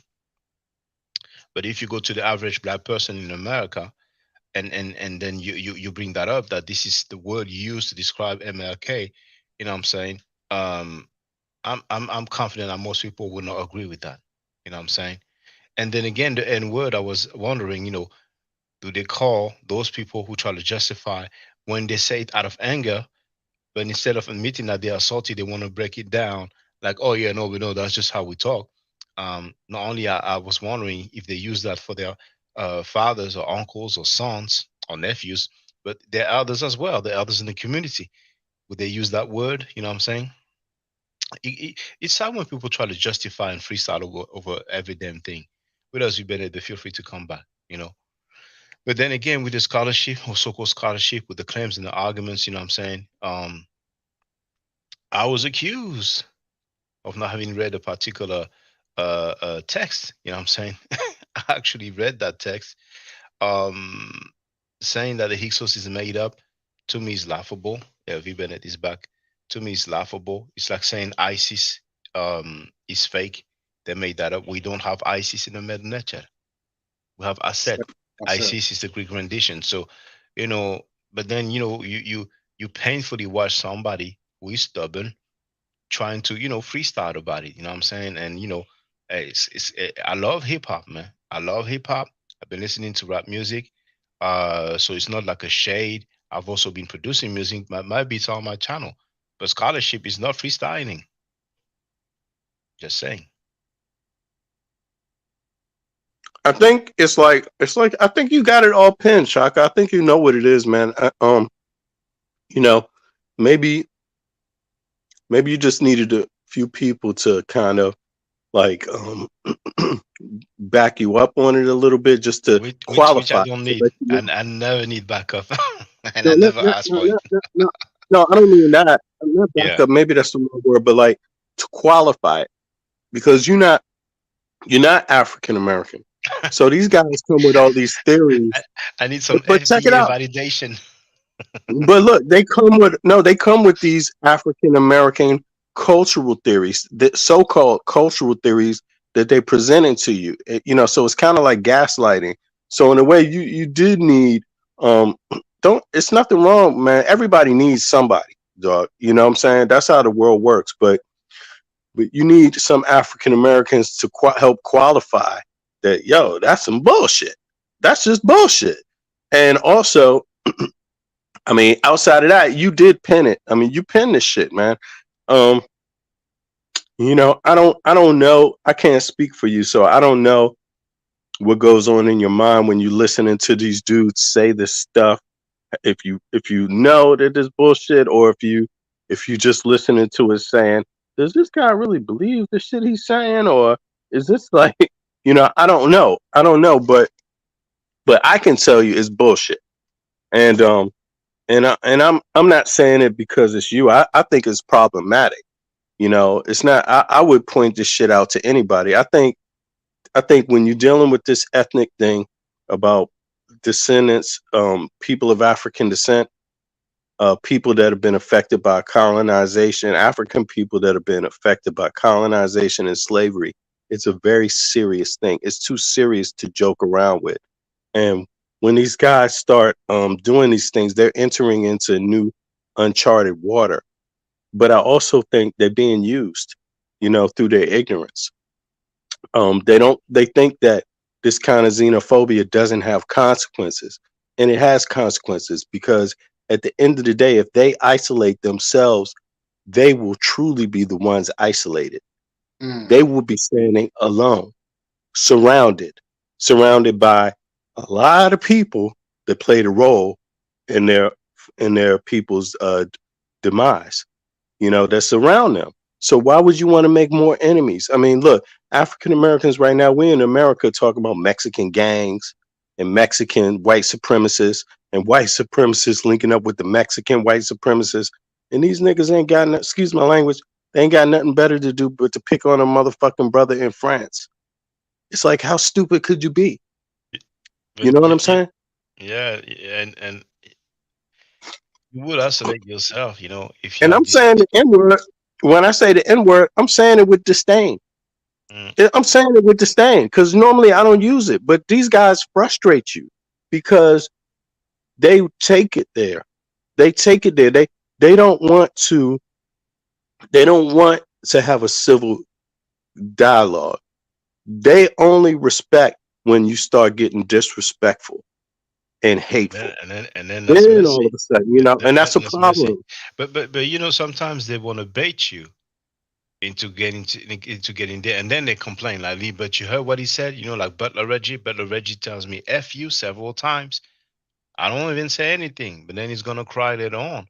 But the thing is, my main concern is the people, uh, educating our people, make sure that they get some accurate information.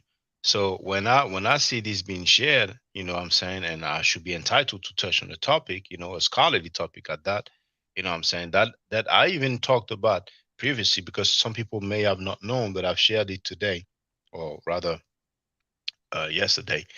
Yeah, yesterday for everybody nearly. You know, yeah, we talked about it, and the next day he came up with that video. He saw our fake, and sadly, what I'm realizing is that just like Butler Reggie, for some strange reason, the the other brother has some poor methodology. On that point there, he displayed poor methodology. You know what I'm saying? And the funny thing, he's making stuff up. You know what I'm saying? The title is wrong. The argument is wrong. The argument is wrong. The claim is wrong. The claim has changed though. It went from this to this to this. But overall, yeah, it is wrong, and it is what it is. Now, people want to rock with that, then they can rock with that. It's all good. You know what I'm saying?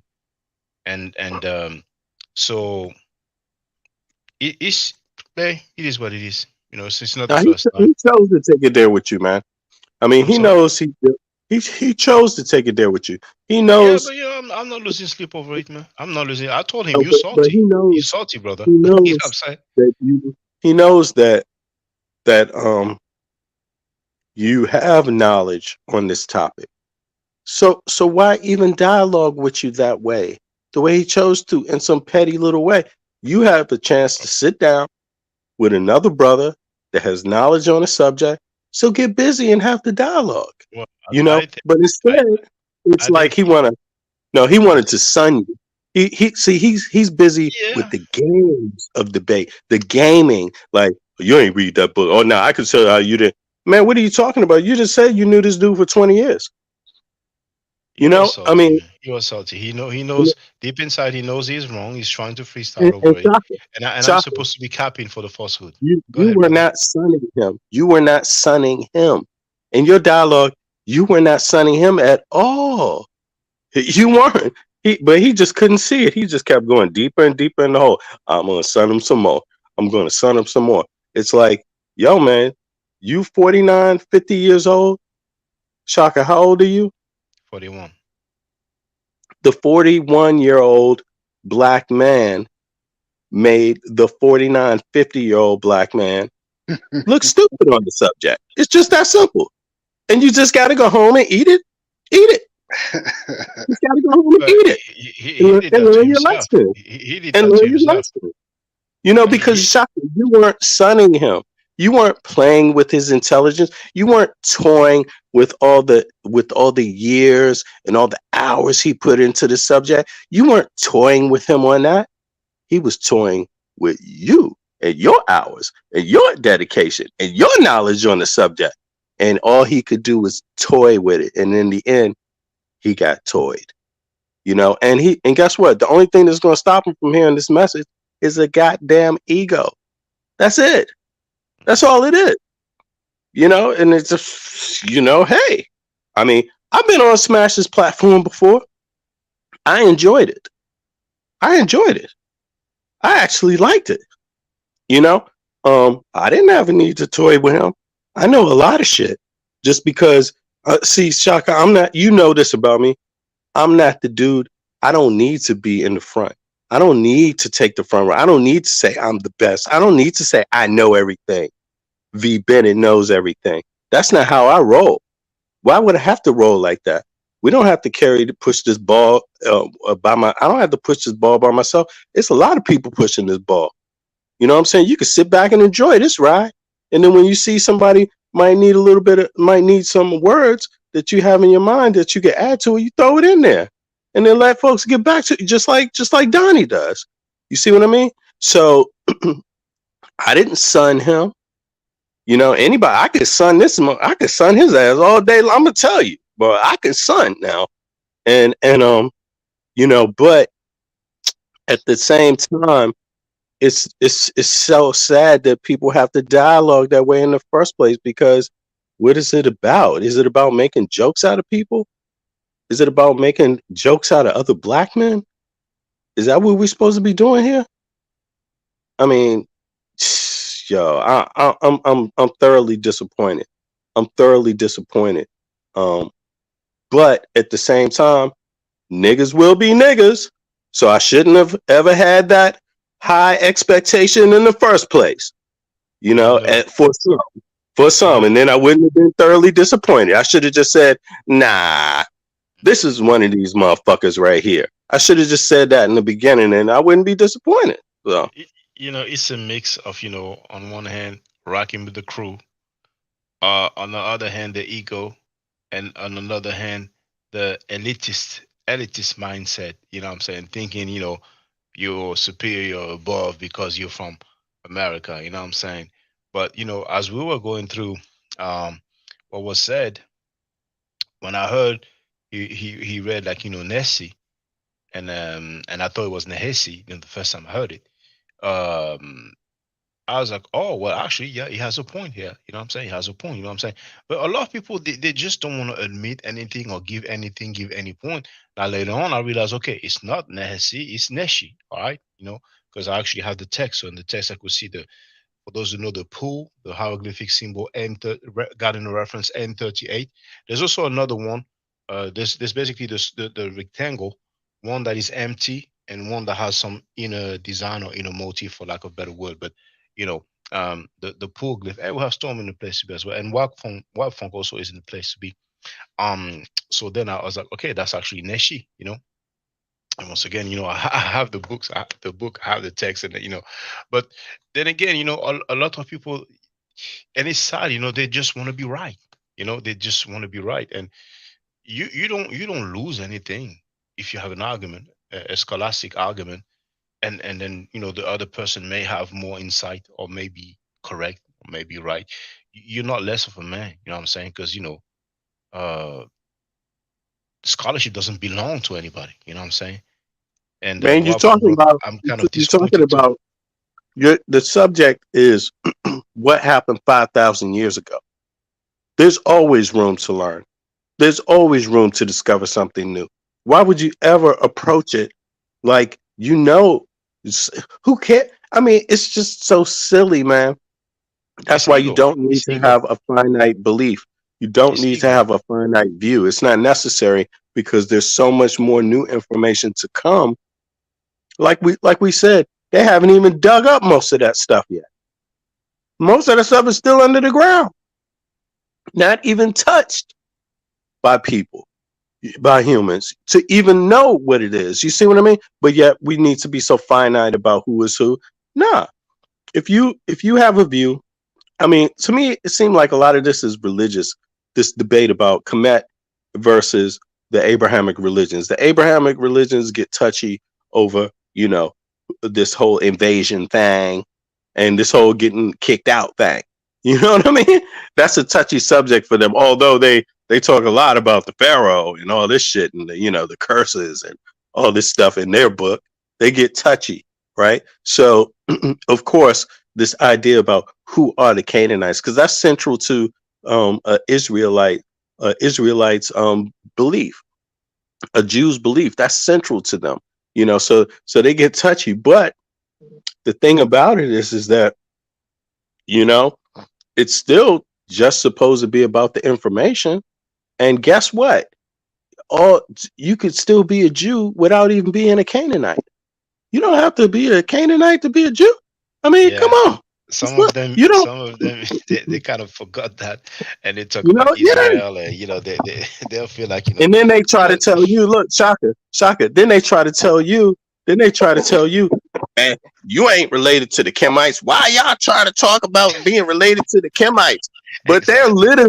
they're literally trying to talk about being Canaanites. Like, I was there and they were black. Trust me, the Canaanites were black. Why? And I'm a descendant of the Canaanite. I'm not a descendant of the Kemites, though. Nah, the Kemites are south. They're they're right in the path of where my ancestors got taken from. But I'm not one of them. No, I'm the other one. I'm the one north of that. I'm north of Kemet. You know, I had to come the longer distance. I came from I came from Canaan. I came from Canaan through Kemet all the way down to the, other side of Africa to the west. It's like, man, but you can't be, it's irrational. It's illogical, but Irrational. it's irrational. Yeah. And you can still be a Jew without being a Canaanite, and that's the thing about it. You can still be a Muslim without being from, the tribe of what's the tribe start with a Q? Kanash or what? Hold on. Koresh, the Koresh, yeah, I'm sorry. from Yeah, Muhammad's tribe, exactly. You can Koresh still be a tribe. Muslim, right? Without being from the Koresh tribe. You can still be a Muslim. It's not a problem.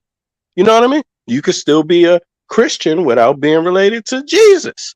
You can be, and you can be a true believer, and you might even be a better one. Possibly. It's possible. But you know so I think these guys that it's disingenuine. They have too much disingenuine debates, and when you have disingenuine debates, you invite good people too. Good people take notice in that because they don't realize it's disingenuine. Good people say, oh, this is an interesting topic, and then they get let down. You see, they hang around for a while, give up some cash apps, sit there, and then they get let down because they realize, whoa, whoa, whoa, whoa. For you, it's not actually about these conversations. For you, it's about your ego. You see, and that's just the letdown of it, man. I mean, And yeah, you yeah, know, the scholarship should come before your ego. You know what I'm saying? It's not about, I'm gonna make a demonstration just to prove that I'm right. The demonstration should be about, presenting the information. You know what I'm saying? And then you can come to your conclusion. People may differ on the conclusion, but if we deal with history, most likely we will deal with archaeology, if not linguistics, but mainly archaeology. And then, what does the data say? Do we have records? It's you know very what? simple, but like you were If I saying, came people. up, Go ahead. if I was sitting at a table with someone that I respected their knowledge of a specific topic, and I respected their intelligence, I'd be more interested in what they think and why they think what they think, to the point where I'd be asking them questions why they think it. So the moment I realized, and that could be a cordial conversation. So the moment I realized that, like, wow, Shaka, man, for some reason he keeps he's not he's disagreeing with me on this on a point, and after a while I would be like, well, wait a second, let me just ask him why he thinks that and just try to listen, try to hear his point. And you said it in the end, because guess when they got kicked out, where did they run to? Canaan. Now, hello, they ran to Canaan, the land of Canaan. That's pretty much good. A good that gives you a good idea of who they are. You see what That's I mean? that's They uh, ran that's an home. that's an indication, but it's not That's an only that. It's also indication. it's also They, their names. You know what I'm saying? they ran to a And safe place. They ran to their safe place. The closest safe place was Canaan for them. I wonder why that is. You know, Yeah, could it be they look like them, dress like them, talk like them, walk like them? Could it be? I don't know. Just a theory. But then that makes good sense. But I mean, it doesn't necessarily mean your point is finite. Like, it doesn't mean, Shaka, you're not interested in hearing more contrary evidence to that. Like, okay, maybe there's more to this. But if you're so busy trying to be right, you don't ask the right questions, and the dialogue just gets out. And for the life of me, bro, as much as I love about history, I don't approach it as a I know. I don't approach it as a I know thing. I don't know. I believe. That's different. What my knowledge has led me to believe is something. Knowing it is kind of where you stop growing, I think. You know? So yeah. And you know, a while back, um, he and I also dealt with some false claims, the claims of the Riparianites. You know what I'm saying? But hey, it is what it is, man. You know, that's life. Sometimes it's like that. Um, when the Amen Ra squad was accepting and allowing people to teach that one of their member, not just anybody, to teach that Africans are living a jungle life, to agree with that, to defend that, um, the contention occurred. Um, they dissed me. I responded. There was many shows like that. That was on BTR back in the day. I would respond on BTR and then I would upload on YouTube.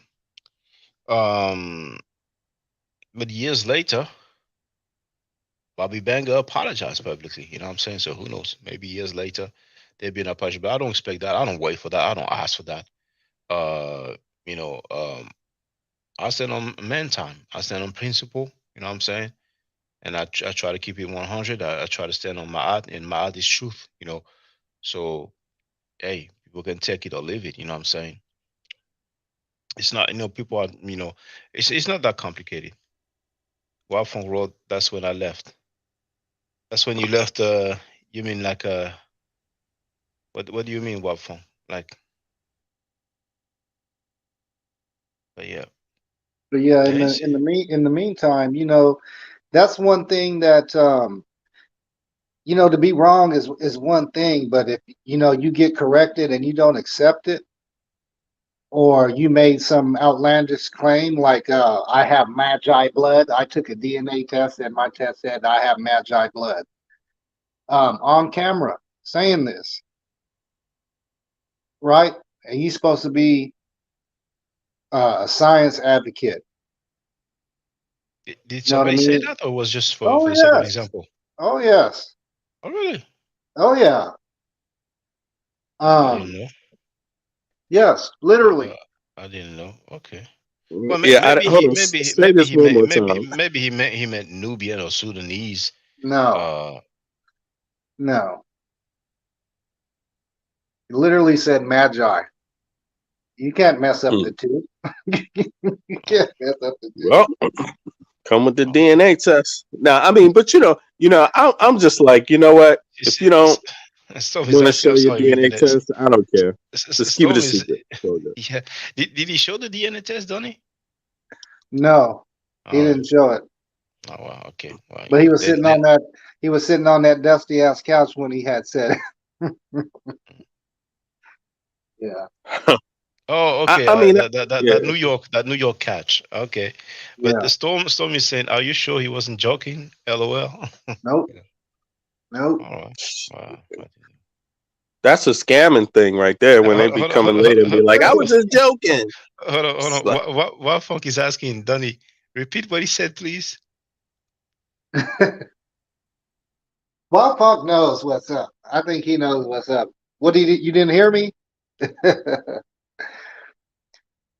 Y'all want me to repeat it? Yeah, he would like you to report it. To repeat it. Okay. Well, he Shaka literally. got Shaka got Magi blood too, man. No, I don't.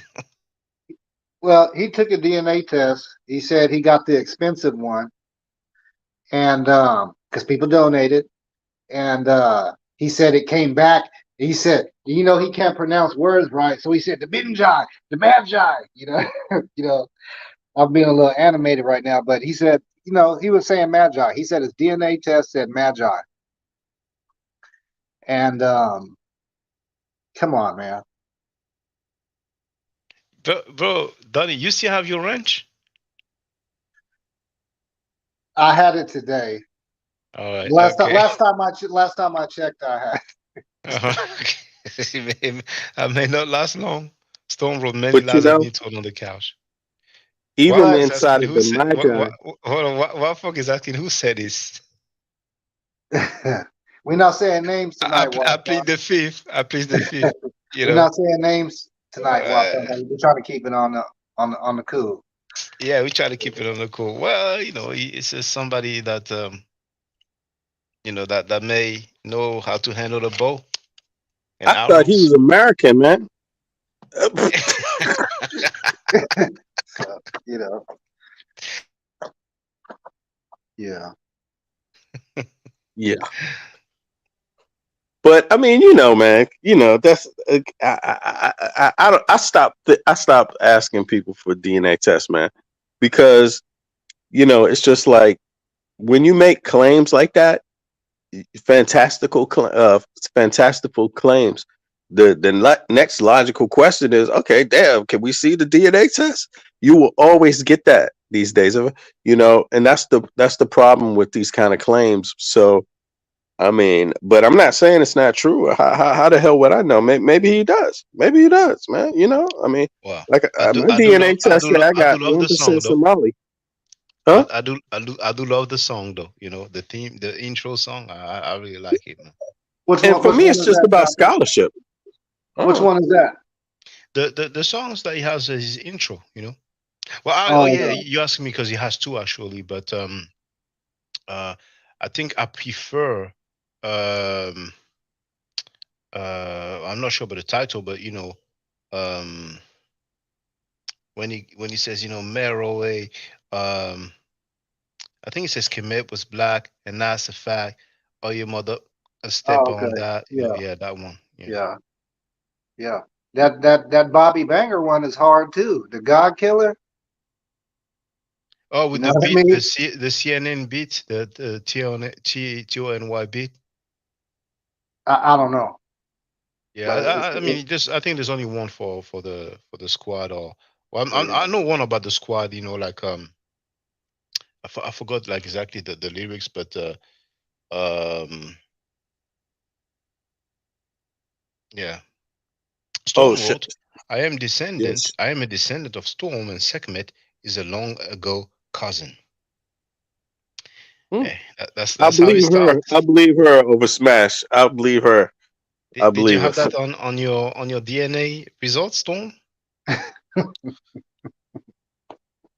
no. Her results say X. She from the X Man group.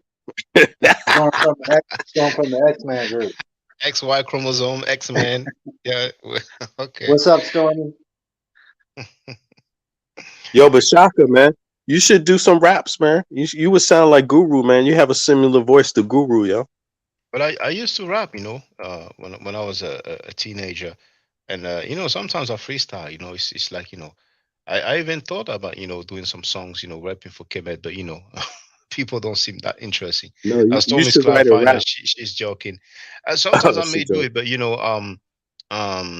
it takes time, to just making a video, live streaming. Okay, sometimes you have to go to some sources. If you have the books, it doesn't take that long. But making a song, I'm saying it kind of takes time. It's just like You, presentation, for you should example. you should You write know. a song called "You Can't Handle My Scholarship." But hey, later on, man, I do the 9 to 5. I'm studying, plus I'm doing all these things, and I don't really get support like that. So if I ever come in a situation, get to a situation where I get the support and I have more times on my hand, then I wouldn't mind doing that. I wouldn't mind to have some nice songs for the younger generations that they can rock to. But I just cannot do it all. I cannot do it all by myself. But once I again, think I'm Storm gonna write says a that she's rap joking. about how to hate you, man. I'm not tripping, man. You know, I mean, sometimes you have misguided competition. You know what I'm saying? Mm-hmm. There's some people that I know as I grew up, and at one point I was realizing, man, dude is in competition with me. I'm not even in competition with him. You know what I'm saying? So, what funk wrote law, in other words, is it's not going to happen. If you're talking about the rap songs, I mean, I don't know, man. I was close to doing it. You know what I'm saying? I mean, I have some lyrics that I have in my head, some lyrics that I had to record before I used to write, but some I recorded on my phone, some that I deleted from my phone. But it's like the museum videos.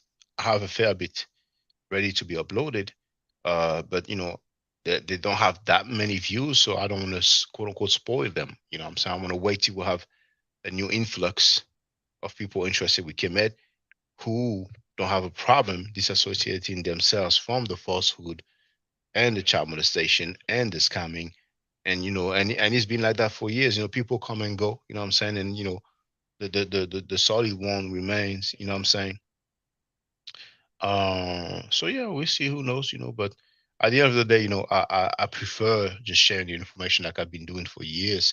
But that will be a plus. That will be a plus. But lately, it's funny how you realize that people, even though they are grown men, they are, gullible, impressionable. You know what I'm saying? It's surprising to see that coming from people who are, way older than you, but that's life. Well, the brother Tar who wrote True Peace, in the chat, just checking in, seeing you later. But brothers and sisters, feel free. No matter what title you see, if you have questions, if you have comments, you know what I'm saying, feel free.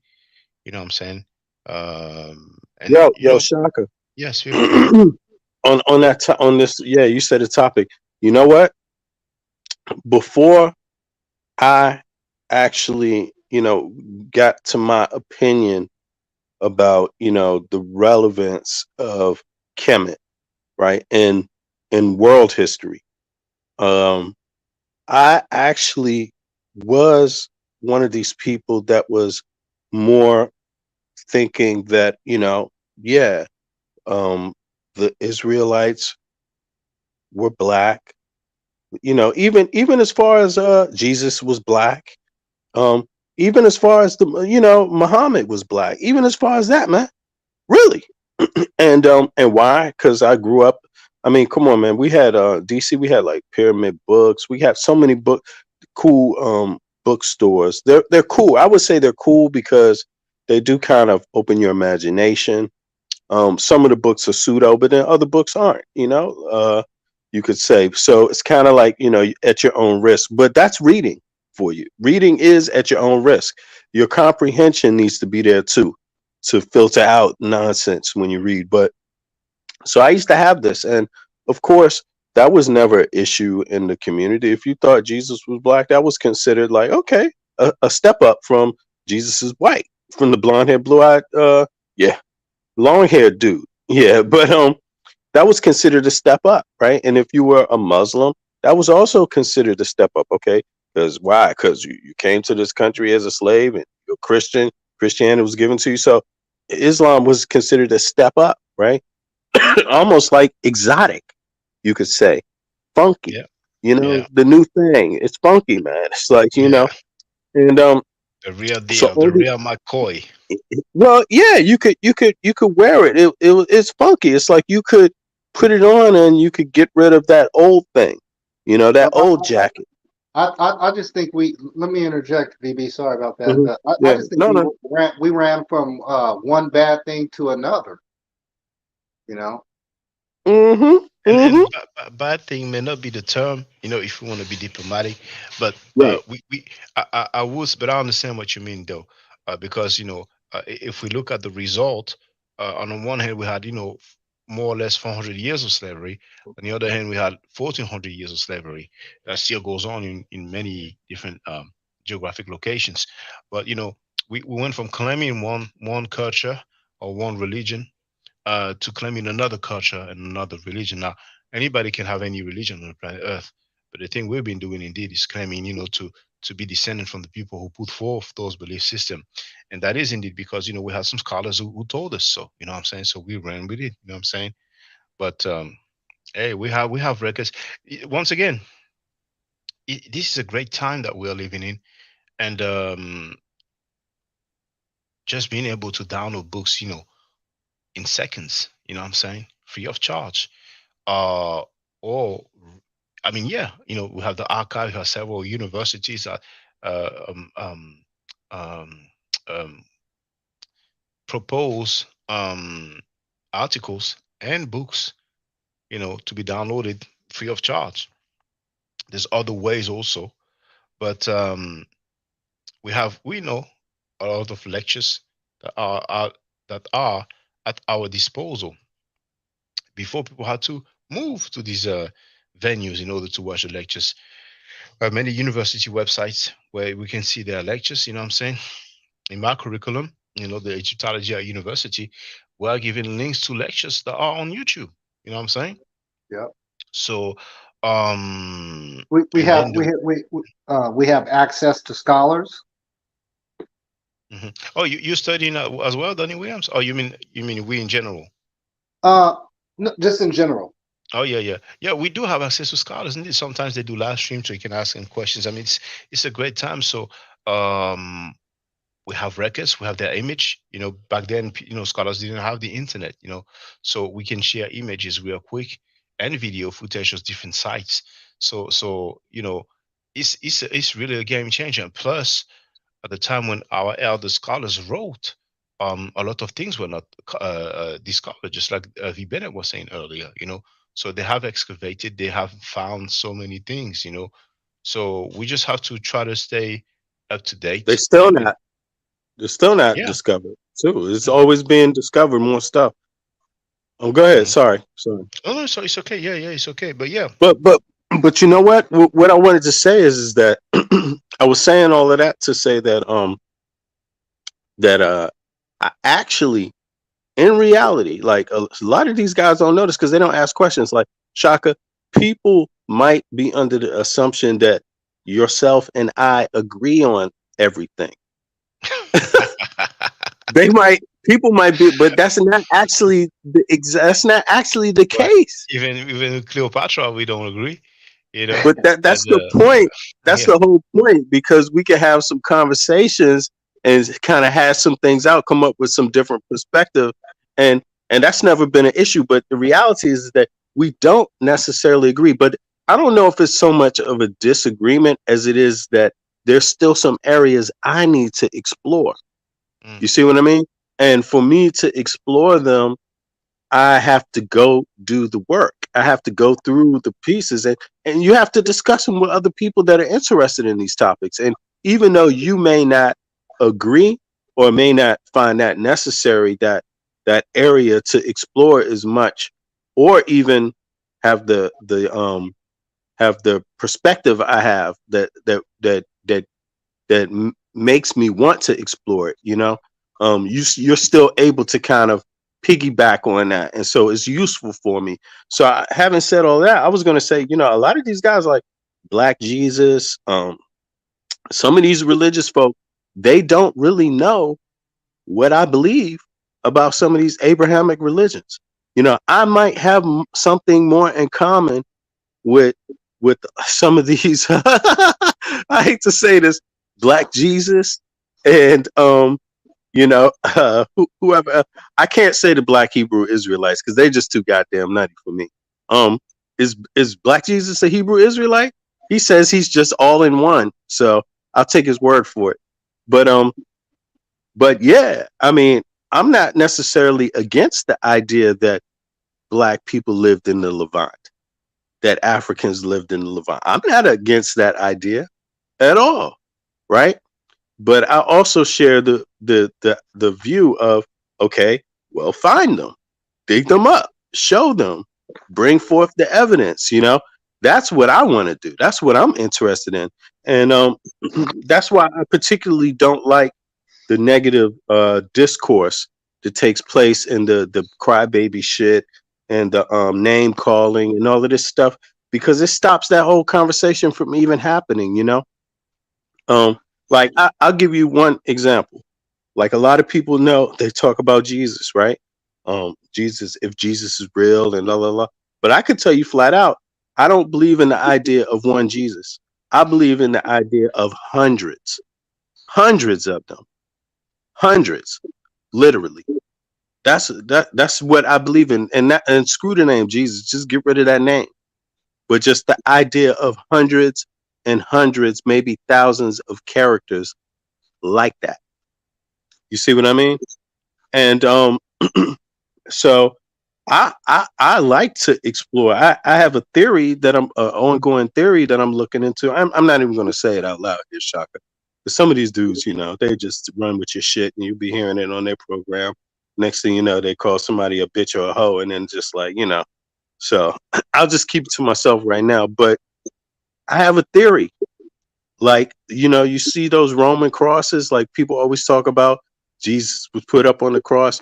And my thoughts are, how many people like him do you think got put on those crosses? Do you think it's just one? Do you think that was a political movement where loads of people like this type got put up on those crosses, or do you think it was just one person? You know? um The one of the Bible, there's no record, there's no historical record contemporaneous that talks about him. No matter what he did, or no matter what was done to him, there's no contemporaneous record. So historically, his historicity is not even attested. Then uh, some people may dispute the term attested. They may, and even if I say his historicity is not established, faith plays a part. You know what I'm saying? But some people will come up with, some talking points like, extraordinary claims requires extraordinary evidence. But for all purposes, this is a coin depicting Cleopatra. And that's Cleopatra the Seven. That's the most famous one, you know what I'm saying? And the one that is the subject of the Netflix series, I want to she got an comment on that. afro, man. She got an afro. I want to Yeah, go comment ahead. on Go, that go when you ahead, get a Danny. chance. Go ahead, Danny. Yeah, feel free. No, I'm just what shocking. Let me try to pick your brain for a little bit because to me, let me jump out there real quick. There's nothing feminine about this coin, about this depiction. Um, what are your thoughts? Well, the one on the right definitely looks like a male, but let's see what they say. I mean, it may be a female on one side and a male on the other side. But this is I've shared the link. You see, it's here. This is the Art Institute of Chicago.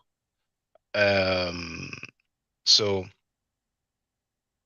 it says coin or tetradrachm portraying Queen Cleopatra the Seven between 37 to 33 BC, issued by Mark Antony. So this is contemporaneous. So this is Roman, minted in Eastern Mediterranean, possibly Antioch, Syria. So Cleopatra, 6930 BC, was the queen of Egypt when the Roman Empire was gradually expanding into the wealthy Eastern Mediterranean by allying herself with the powerful Roman generals Julius Caesar and then Mark Antony. She hoped to maintain her country's independence and her own authority. The political alliance between Antony and Cleopatra worried Caesar's heir, Octavian, who in 31 BC defeated the couple in a sea battle. Rather than suffer the humiliation of surrender, Cleopatra and Antony killed themselves. The coin was minted during Antony and Cleopatra's alliance by pairing their faces on coin. So indeed, it says that their faces were paired. The rulers advertised their powerful partnership, which was so strong that Cleopatra's profile is an exact copy of Antony's portrait.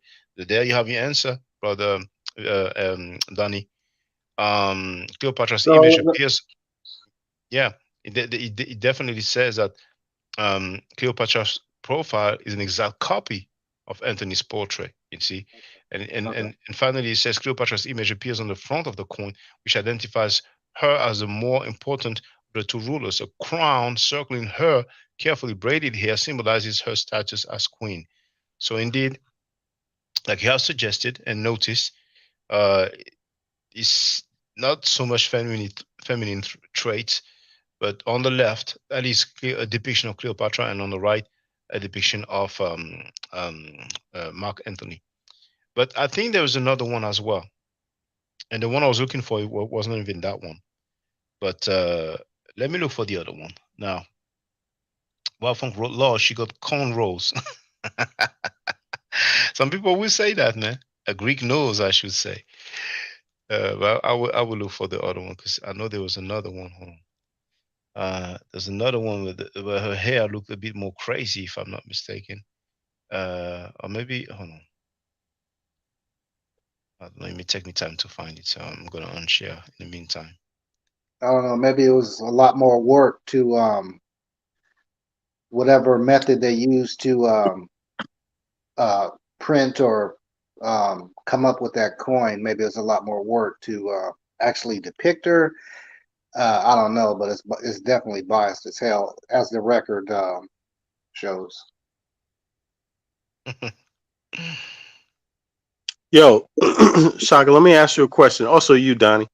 Let's say there were a significant number of African uh, types persons living in the Levant.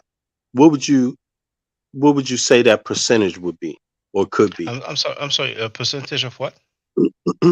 African people living in the Levant around this same period as the as can you know as the exit from quote unquote exit from Exodus. Egypt. Yeah. Exodus. I don't Or you even can know. say Exodus if you want to call it that. Yeah. Yeah. Yeah. Well, I mean, the Exodus not being a historical fact, but When the Hyksos were chased out. oh yeah, okay. Well, that would be around 1500 BC. Hmm. And Um. I mean, Um. do you think that there's simply no black people? Because in the Levant, I can say it's difficult to give a percentage. Egypt, but ancient but do Egypt you had. believe there were any? Do you believe there were any? Well, believing is not knowing, but there may have been Yeah. some in the sense that Kemet had dominion over some parts of Canaan, notably Gaza. So it is possible that at one point we had some rulers from Kemet over there. But do I know that? I don't know. So it's very difficult to give a percentage. But if I really had to give a percentage, I don't know if it would be up to 10 or even 5%. But then again, how can I quantify? You know what I'm saying? So Right. the question should be really, rather than, what percentage would you give, is that were there any? I think it might be more accurate. So, do we have evidence of black people or black skin people or ancient Egyptians? But let's say black people, because if you say ancient Egyptians, some people will say, it's the same kind of population that we had in Canaan as in and as in Egypt, you know what I'm saying? The Mediterranean type, you know what I'm saying, or Asiatic type. But yeah, I don't know, but I don't if there was, I don't think there will be a lot, you know what I'm saying? From the records that I have shared over the years, we can clearly see that we're dealing with Caucasoid type of people or white skinned people. And I'm sorry to repeat myself, but white doesn't mean European. The royal family Hmm. of Saudi Arabia, they are white skin. You know what I'm saying? Um, Facts. so yeah. Yeah. Facts. Facts. Okay. Now, let me just Donnie. You want to ask him something about that? About the Levant? No, no, I just defer to what he said. That works for Okay. me. Okay. Yeah. Yeah. I agree. Also, man. I mean, I often I'm stuck at looking at these bronze Yemenis statues, with the kinky looking hair and things like that, and wondering, like, is Mm. this And like a I've black never seen that. person? I've never seen You that. never seen it? Not, it wouldn't be Yemenis because Yemen didn't exist then, but it's I think I showed it to you. It's the Bronze Age. You can say Bronze Age Yemen. And just Google Bronze Age Yemen, Yeah, and let you'll me do that. see there's some green looking ones, very green. The bronze is obviously turning green, and some kinky hair. But these could be comparable to some of this kinky haired stuff you see in Oh, you're talking about this one here. right. So Okay, sometimes okay. I wonder about these types myself. Just to be honest, Mm. I don't It's know actually how it's, it's much actually it's actually in a little museum. But you see, that's interesting here because I can't see it. is that Can you show it? oh my bad. I didn't. Oh yeah, it opened in a new Mm, window. That's why. mm, mm, mm. Um, well, actually, you know what? I'll do better. I'll share the link in the chat. And then after this, I'm gonna get on Chief X ass for a second because he come with some really retarded these guys with Well, you this know what? desert shit. I'm just like, we got to put that shit to rest right now. This dumb shit. I hate it so much, man. But anyway, these theories they be coming up with, they I just share, so bogus, man. I share the link in the chat. The Chief X, question I'm is, coming for you, man. I'm coming for your head, Chief. I'm gonna y- scout what's left of that. It's about to be. the question will be, does that represent kinky hair? That's what the question would be. And with our people, anytime we see anything that may look like cause or king, like they've done with the, Right. you know. But will have other depictions like this one. I filmed that one. This is South Arabia.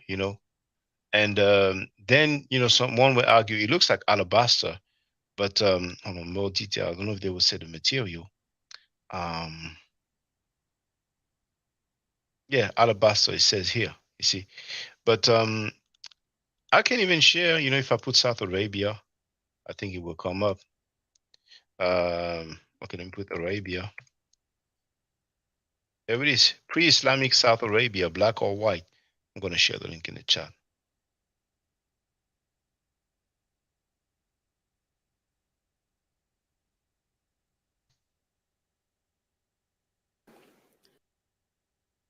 I'll put the volume up as well. So, all right. Wapfong Road Chief X is pure comedy. Here's a link in the chat. It's only 2 minutes long, so about 3 minutes, 2:56. Does it Pretty have that much like green I said, yeah, statue it's on it? gonna be like a 4 hit combo or something like That green one, I don't think I have it. I think it's in a different room.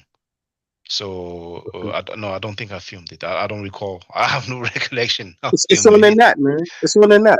It's on the net. No, it's in the Louvre Museum as well. The green one. It is. Yeah, Ah, yeah, yeah. The green yeah. one. It's, Okay, it's in okay. it's in the Louvre Museum. Yeah. that. Let's Okay. look at these then. So this is your Asiatic Black Men Fair. Here's a reference. Okay, third century BC. Okay, South Arabia. But this one is clearer, isn't it? Now come on now, Asiatic Black Men, where you at? Okay, hold on. Yes. Okay, Asiatic Black Men. Is that your ancestor? Is that Yaqub? Is that the first leader of the tribe of Shabazz? Who's that? Anyway, funerary statue of Ama Ali of the clan of the Dara. Oh damn! What's this look? I told you about EILEL, but anyway, first century BC, Yemen. Yes, Yemen, South Arabia. There it is. You have some inscription there, so all of your linguists can do some breakdown if you want. Okay, we're gonna turn. There's another two. All right. Oh, okay, that's the way you get down, Asiatic Black man. All right, I see. I see. Women, babes, boy, and then you have When I see that one, to me, it's just like people look like in Iran, in Arabia, Yeah, in but Shaka, Turkey. Yeah, the one I'm talking about doesn't look anything like these. yeah. I don't have it on tape. That one you talked about. I don't have it. It was I think Epidemic Sound is basically a royalty. in a different Yeah, room. but it's on the net. Just Yeah. Google No, it. no, but no, I have it there. I'll share the link to the Oh, article. you do? Yeah, Ah, it's that okay. one. But look, actually, it says Yes, even if I don't go there, it says you see Louvre Museum. So this one was in right. another room. You know what I'm saying? And you can tell that room was a bit darkish. But Because look, Babylon Don, and the rest of these dudes, they never go to this. So, I always ask myself, why don't they go to this? Why don't they? I to mean, the this is to museums or no to this artifact. this artifact. Why don't they ever point to this artifact? It's obvious. Like it's if you believe all the other things look black, then you would definitely think this is black, and it's in proximity to Egypt. Also, I don't get why they never point at this. I'm not saying this is an African. I'm not saying that, but I'm saying it looks, it looks more like an African than some of that stuff Smash was pointing to. He's pointing at the at the Hicks, like, hey, they brown. Well, point at this one. Let's Well, get it this one. he said he doesn't agree that the Canaanites were white, so it's like implying that Mhm. maybe they were black. But Right. Ralph wrote, I get VB Hormuz. He traveled to the Middle East through Yemen, but those are Arabs over there. Um, hmm now, okay, if I go back, um, let's see for the record again. Didn't they believe in Allah and Alat? These ones. Well, This one right Bruno here? Isn't that the Rashidi same wrote. period? And I think it's in Golden Age of the Moor, and I made a video about that. That Allah was the greatest. They were used to, believe in Allah and many other deities. You know what I'm saying? And Hmm. but here, I think that what makes people wonder or argue that it's maybe a black person is the hair. You see? Hmm. So Right. now, if we look at the shape of the nose, shape of the lips, we may not have an indication. Now, we have some black people who have noses like that, but generally they Hmm. don't have that Hmm. shape. But then again, there is this thing here where people think that the little round stuff is like coils, that it represents kinky hair. And we have some statues of Buddha where you have these coils like that. But what I show here is that how are you gonna have straight hair like it is at the top and kinky hair at the bottom? Nobody is gonna have two different hair texture. So I don't It's agree called with. waves, man. It's called a wave cap. mm, what, wave cap It's with two called a different wave hair cap, texture. Shaka. You never heard of that? But I never seen anybody with wavy hair at the top and then kinky hair at the bottom. You know. They had a wave cap on, man. This is like what you. These are real waves here, man. Well, show me today then. Show me somebody with two different hair texture. But it's not only that one though. There's several. I'm putting the volume up. The volume off. I mean, here this is closer. You cannot have straight hair at the top and kinky hair at the bottom. So Right. those so-called the Hebrew people who were called by the Assyrians. It's in a British museum. Many people use that because they have these so-called cores or whatever, and they argue that because of that it shows black people, but no. And there's a few Right. other people. It's not just one. There's a few others, and it's the same. So it was like obviously a style that they had back then. And even those hair behind me, it's a different artifact. Mm.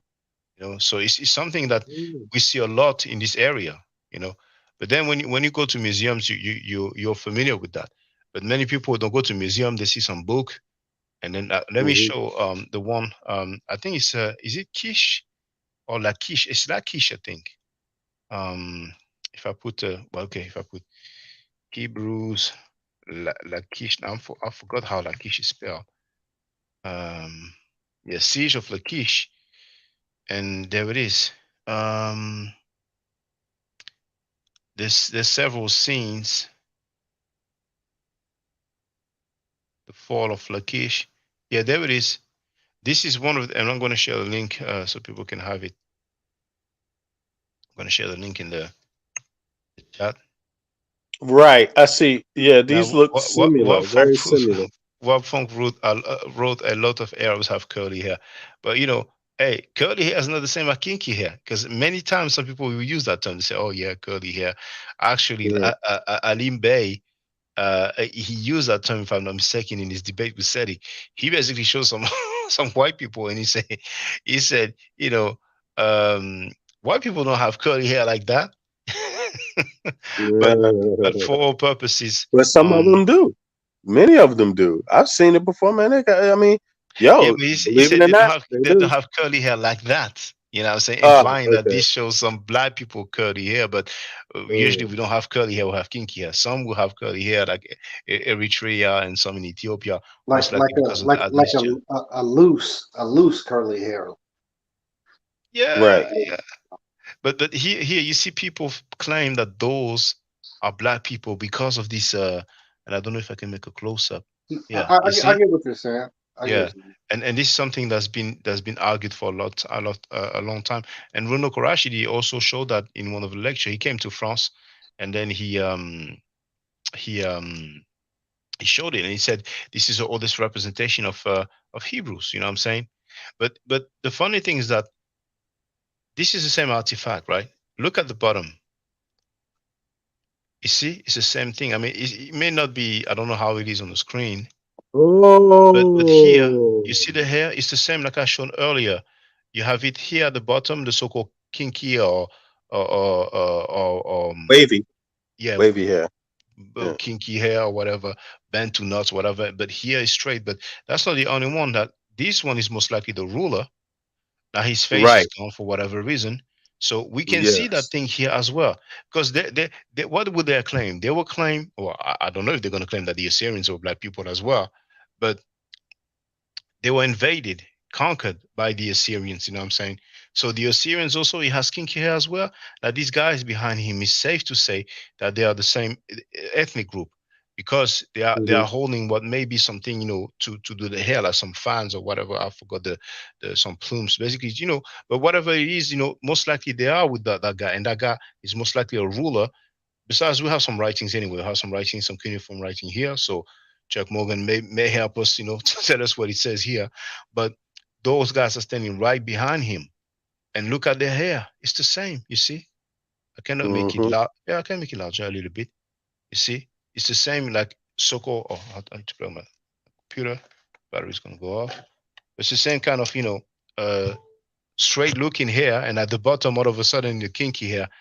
Just like I've shown previously. So that alone invalidates our claim that those people are black just because they have these so-called bantu knots or kinky hair. You know what I'm saying? You cannot have straight hair at the top and then kinky hair at the bottom.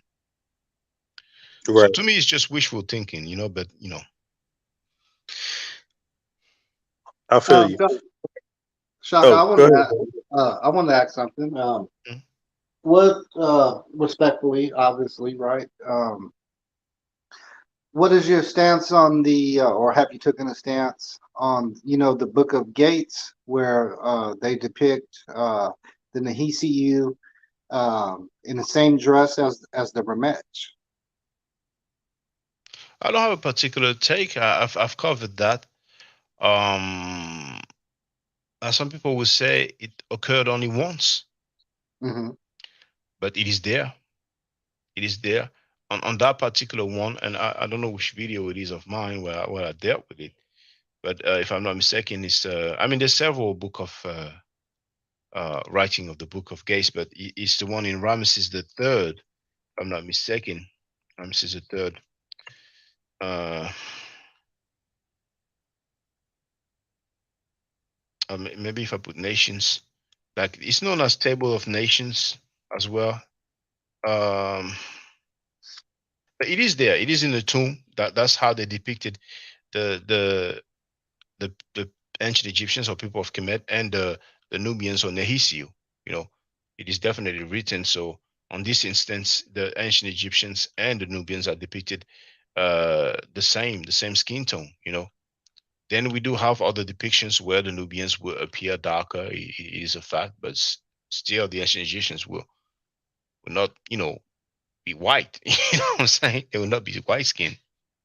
So I don't have any particular stance about that. I don't know which title it is, but um, yeah. But what's your stance on this? I think the scribe was off that day and made a mistake. Well, that's a heck of a mistake. I, I'm, I'm, I know it's in a Theban mapping project, but I know that Wujahu he mentioned it, so I may have touched on this. I'm just looking now. But otherwise, I'm gonna look for it in the Theban mapping project. Oh, maybe actually it's in my video dealing with the Theban mapping project. So if I put Theban, oh, there it is. I found it. So I'm gonna share the link in the chat. Have a look together.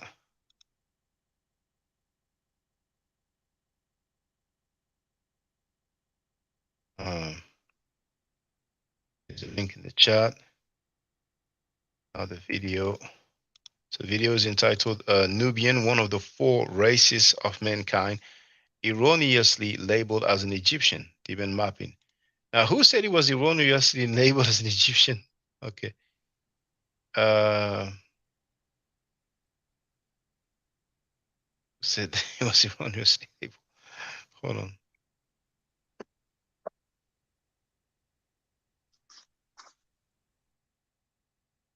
Okay.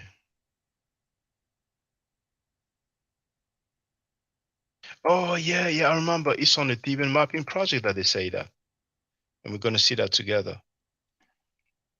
So, all right, the father. This is move to mapping project,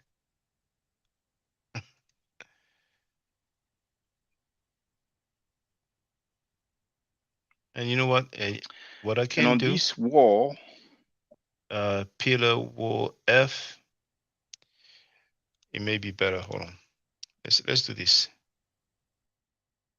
so everybody know how to see. The Theban mapping project is basically the pictures of the tombs um, um, in the Valley of the Kings and probably the Valley of the Queens as well. So Theban mapping project, you have the link there. So you do, is it sharing? Yes, it is. So you do explore.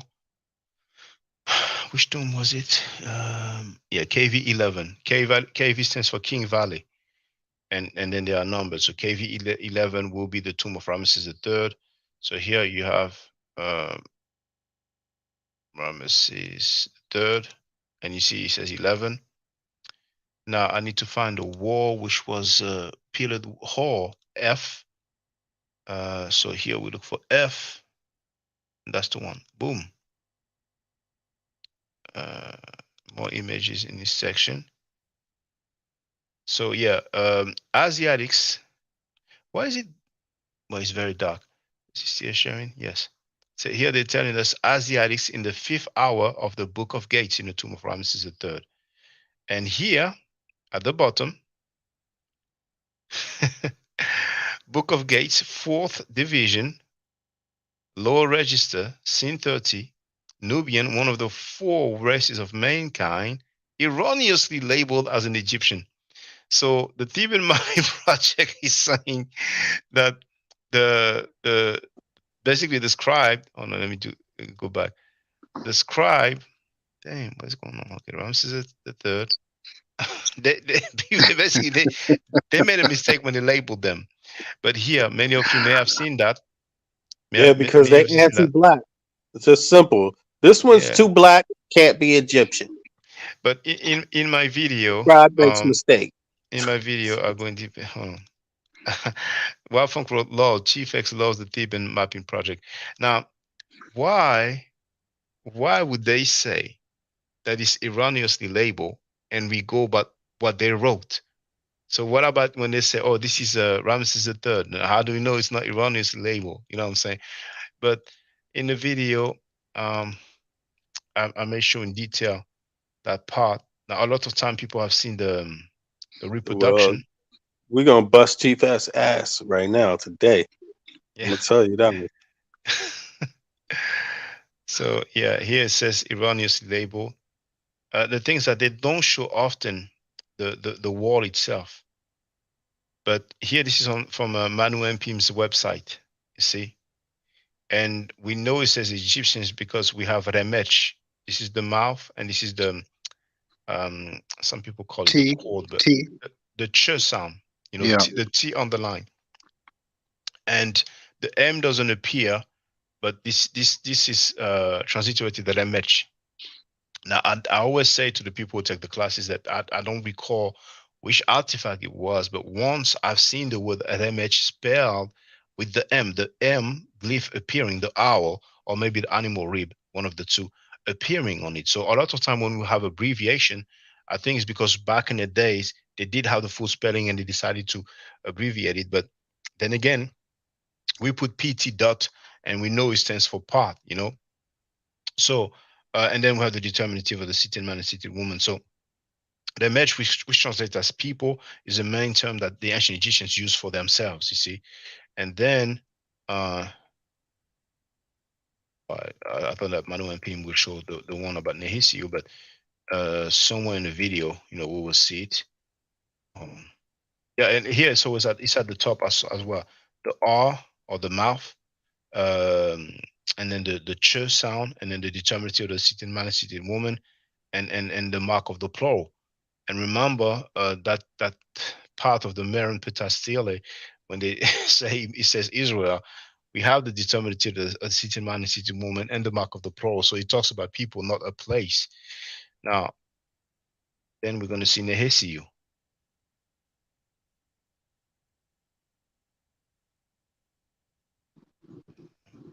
A little bit.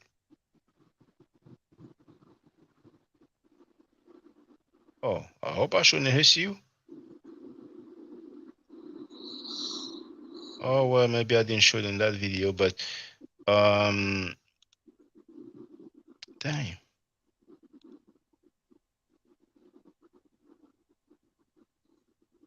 Well, we know they are Nubians because we have the words Nehesiu written. But may you know what? Let's go to my new MP's page because maybe that comment there is hiding it. So Manu and Manu and Pim. Let me put Ramses the third so we can have the page. But then I will go on the Tibetan mapping project to see it. I know he gonna say it's erroneously it's erroneously labeled by the scribe. That There is it is. just that is just swole, man. That's what they say. It doesn't, but They here, got the nerve, y'all. here, No qualification, no nothing. Just yeah, it's they just erroneous. come with it. But here is it's a reproduction, of course. But once again, No, here you have an image. brother VB, that's um. Well, correct me if I'm wrong, Shaka. That's RC that's saying that, right? That's their publication, right? RC. RC, What is RC? American Research in Egypt or whatever it is. Well, RC, that's the source. whoever's running the Tibetan mapping project, it is somebody that works with them that said that. We don't know the name of the person, so we don't know which scholar said that. We don't even know if it's scholar.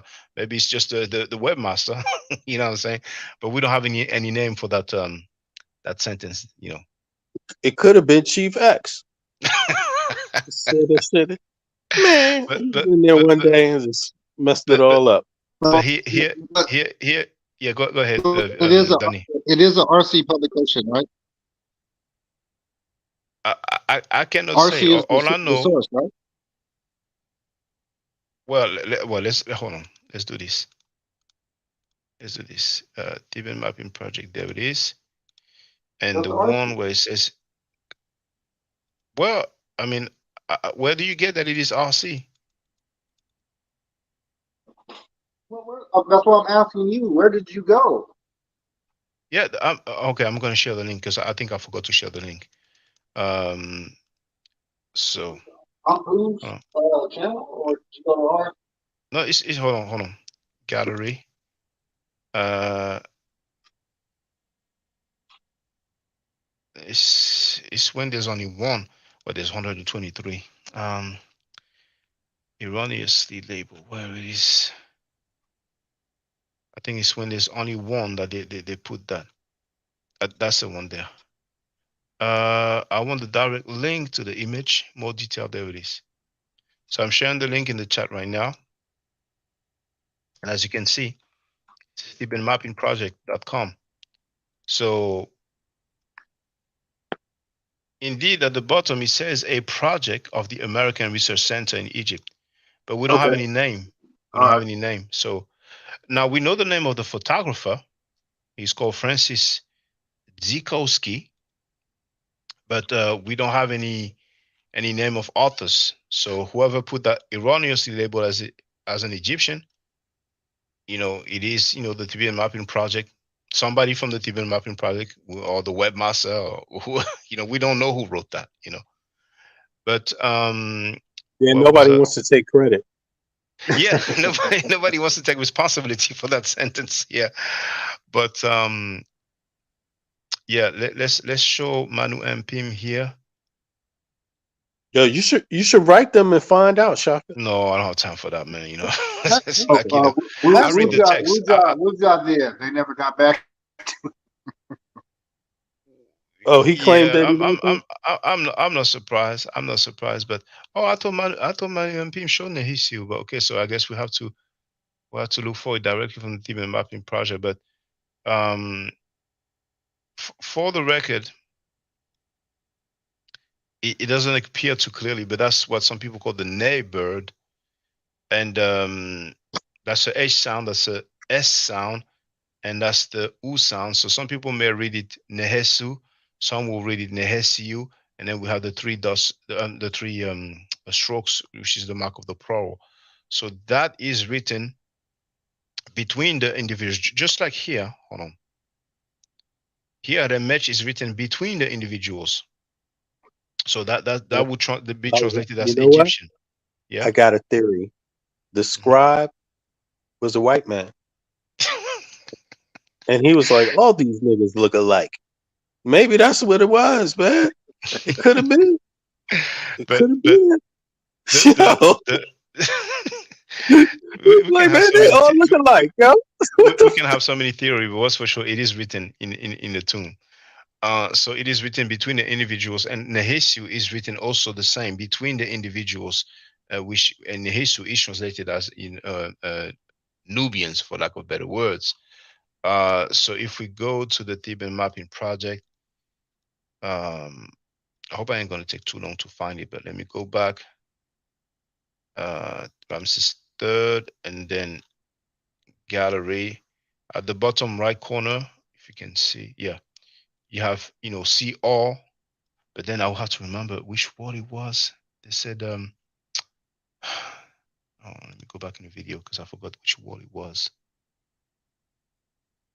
And it says hold on. Fifth hour. Okay, let's look for it, but I don't want to be too long, but I know roughly. I think it's here. Yeah. Um, it is in the corner indeed. More details. So in the reproduction, we have basically a composite. Like you see the Asiatics there. Here you have the well, there it is. We have, well, you have to be familiar with the glyphs, but this looks like the folded cloth, which is a sound S. This looks like the wick or twisted flask, which is a sound S. So we can see the skin tone is the same, and here that would be the remesh. You see, but it's in a corner, so but you can see that you have some other type of Asiatics there in between. So contrary to what we see on the reproduction that Diop used for the book No, cover. the twisted flax is a H. Yes, didn't I say that? Oh, I'm sorry. I must have misheard you. I thought you said, well, Yeah, I mean, respectfully, I thought you said S. Sorry. the folded cloth is the S, and then Yes, but maybe I made a mistake. The folded cloth is the S, and the twisted no flask problem. indeed is a H. So maybe it's possible I made a mistake. No problem. And yeah, but yeah, that's what it is. To make the long story short, and Ujahu, he has a video where he really goes into details about this part and the glyphs and stuff like that. But you may have also another picture, maybe where we see a larger view. Hold on.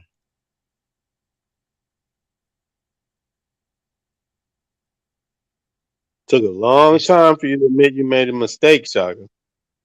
come Long again? time. Come again? I said it took a long time for you to admit you made a mistake, Shaka.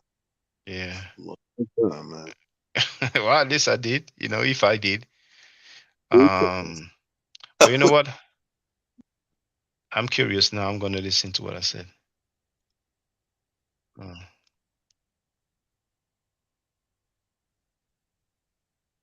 Back.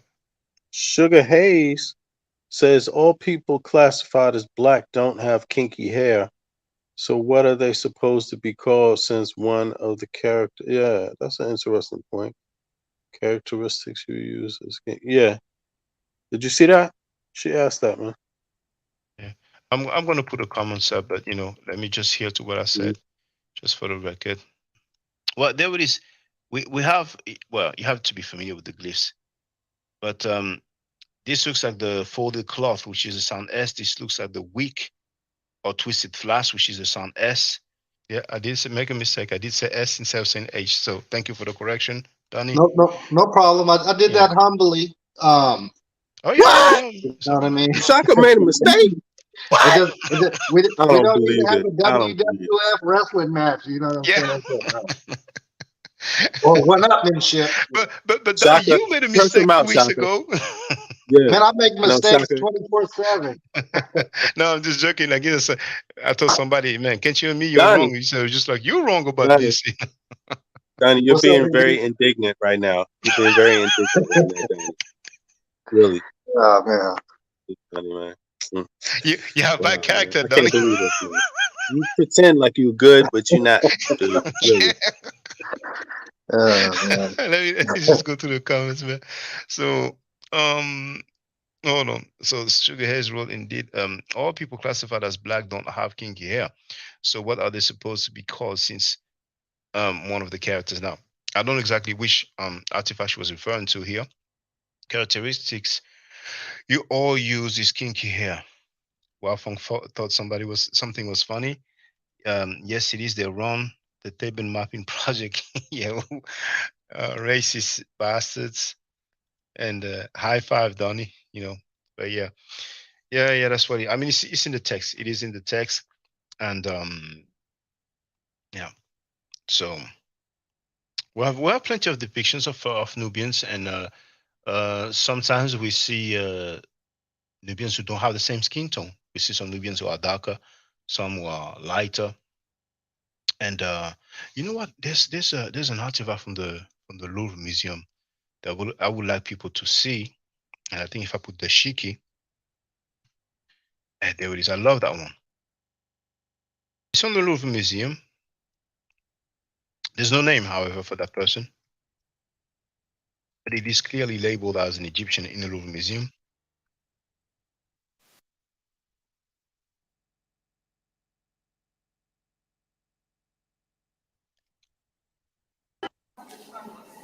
Hotep, Chacun de Kemet, Louvre Museum, Paris, France.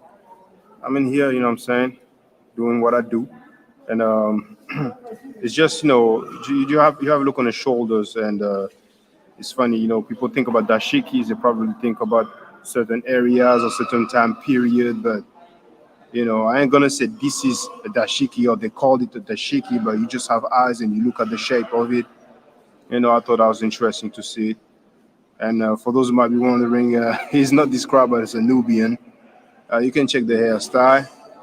I'm gonna show you the reference there.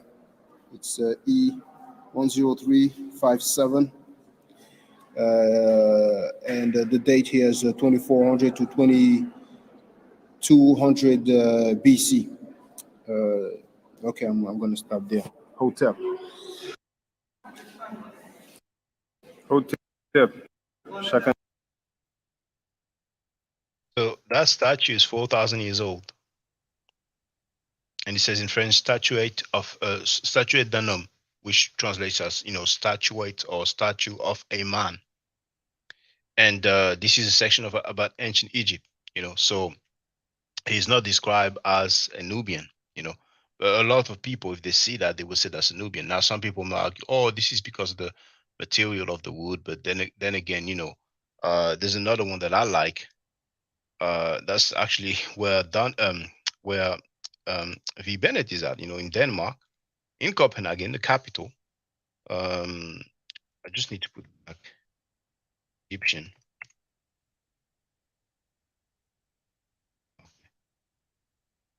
And well, this one is from Amsterdam. I'm going to have a look after.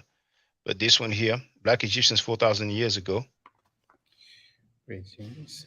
Glyptotech Museum in Denmark's capital of Copenhagen. You can have an example of the Dapan Egyptians that they normally don't show you.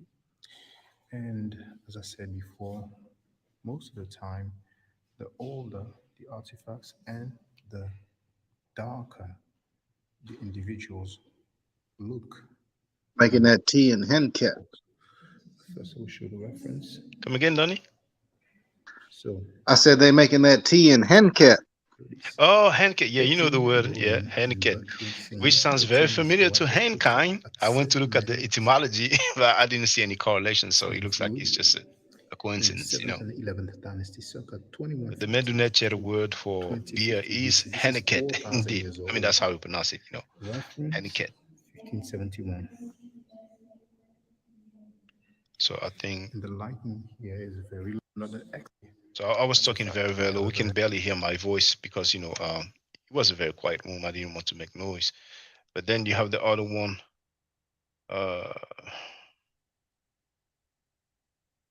But those they look slightly. They don't look that as dark as the previous one, but still, this.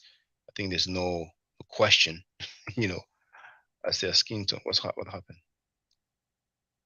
Yes, I've shared those links so many times, so I'm like, I want to save time, but somebody wants to, ask me for the links, I can share them.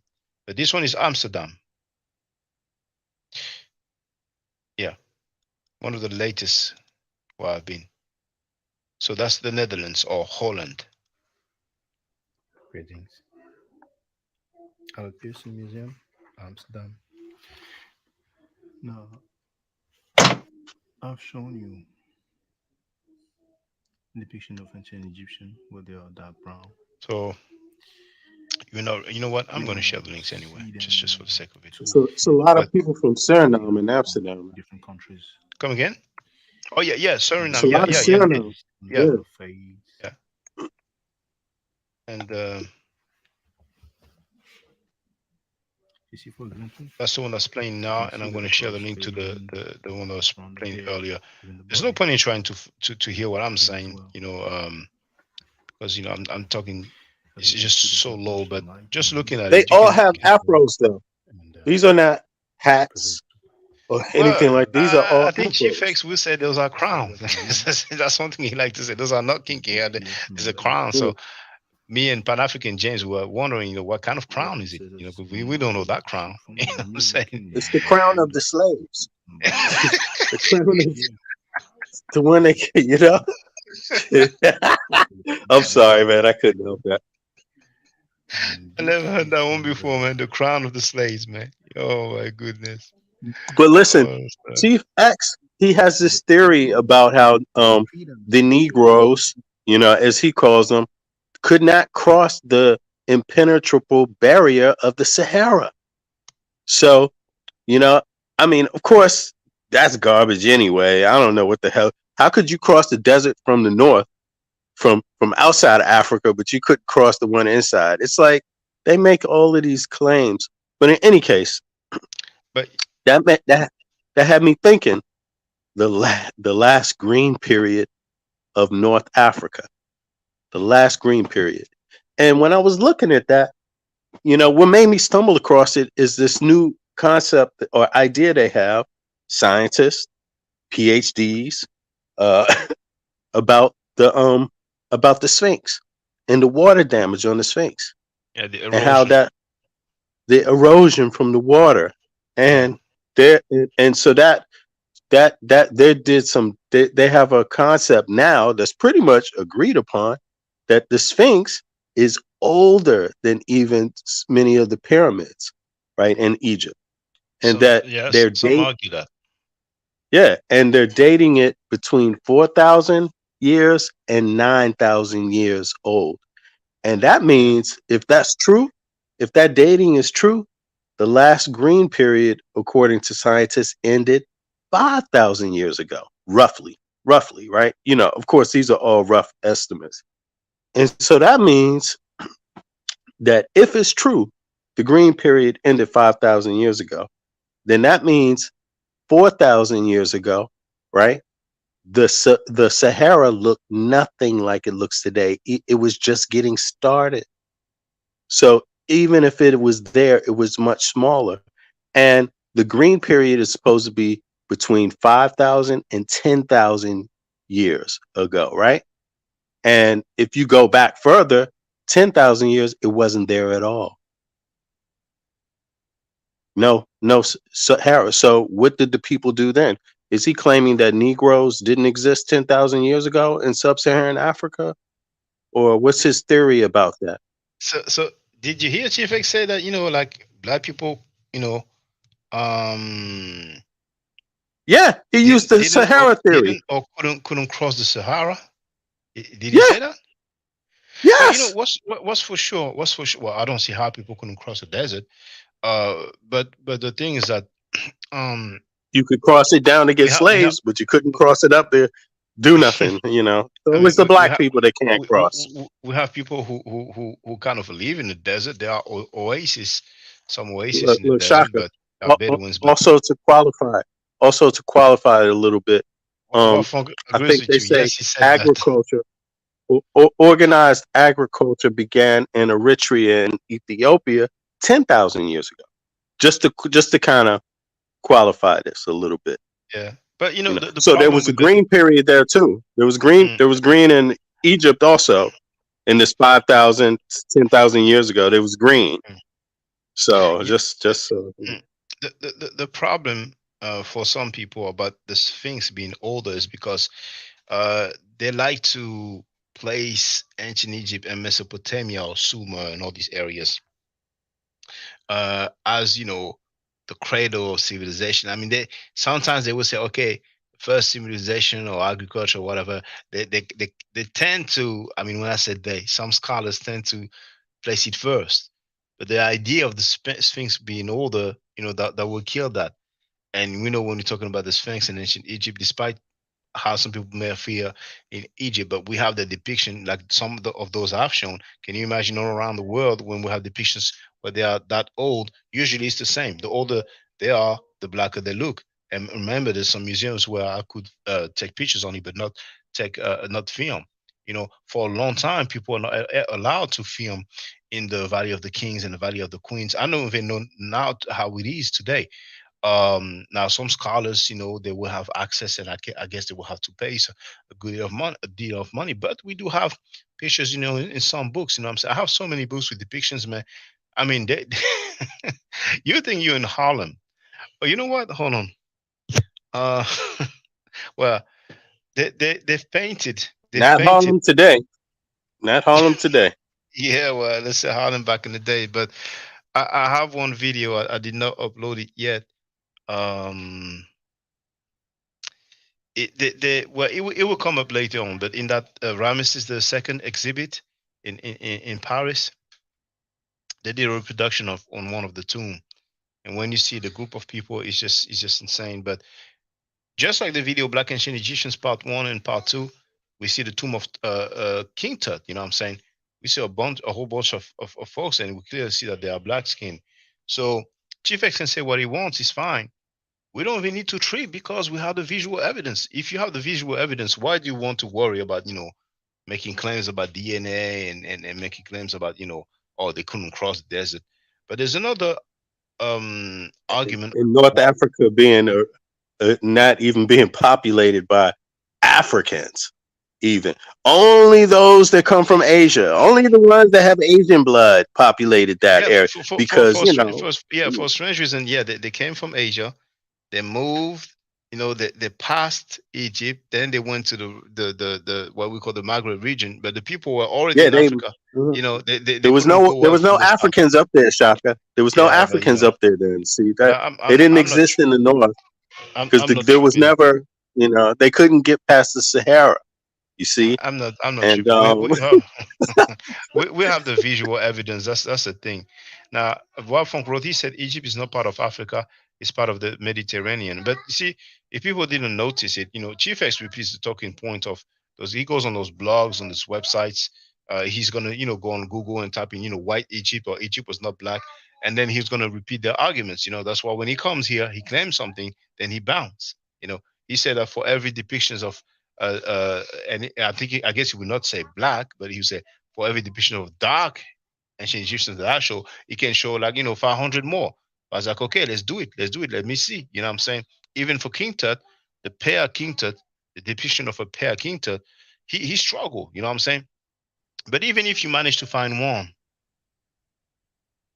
that's his grandfather right there. So you cannot argue that the grandfather is black and then the grandson is white. That's just, so. Shaka, Hey, it's because you picked the darkest image of him. There's much lighter images of him, according to Chief X. Much lighter. uh, well, he's free to just show us, but no, Ngozi did this to No, Chief I made X. that up. I made that up. He didn't say that about that one though. I don't think. Chief X says there are no kinky-haired Africans in that area. What do y'all what what do y'all? I think she meant, what do we think about that? Well, if he wants to argue today, but if we're talking about the past, I beg to differ. I showed some artifacts already, and I have so many more, but I've Five already shown some thousand years artifacts. ago, 5,000 years ago, there was no Sahara Desert. It Well, didn't I don't exist. know. I don't know if it's that date, but um, there's another That's what they reason say. They why. say it ended. They say the green period ended. Well, yeah. Let's think about this. They said the green period ended 5,000 years ago, and they're saying that's why the Sphinx has so much water damage. Mhm. But they also looked at the position of the stars. There's a documentary about that. Hmm. You know that Robert Bauval, I think, is the one who wrote Black Genesis, and Hmm.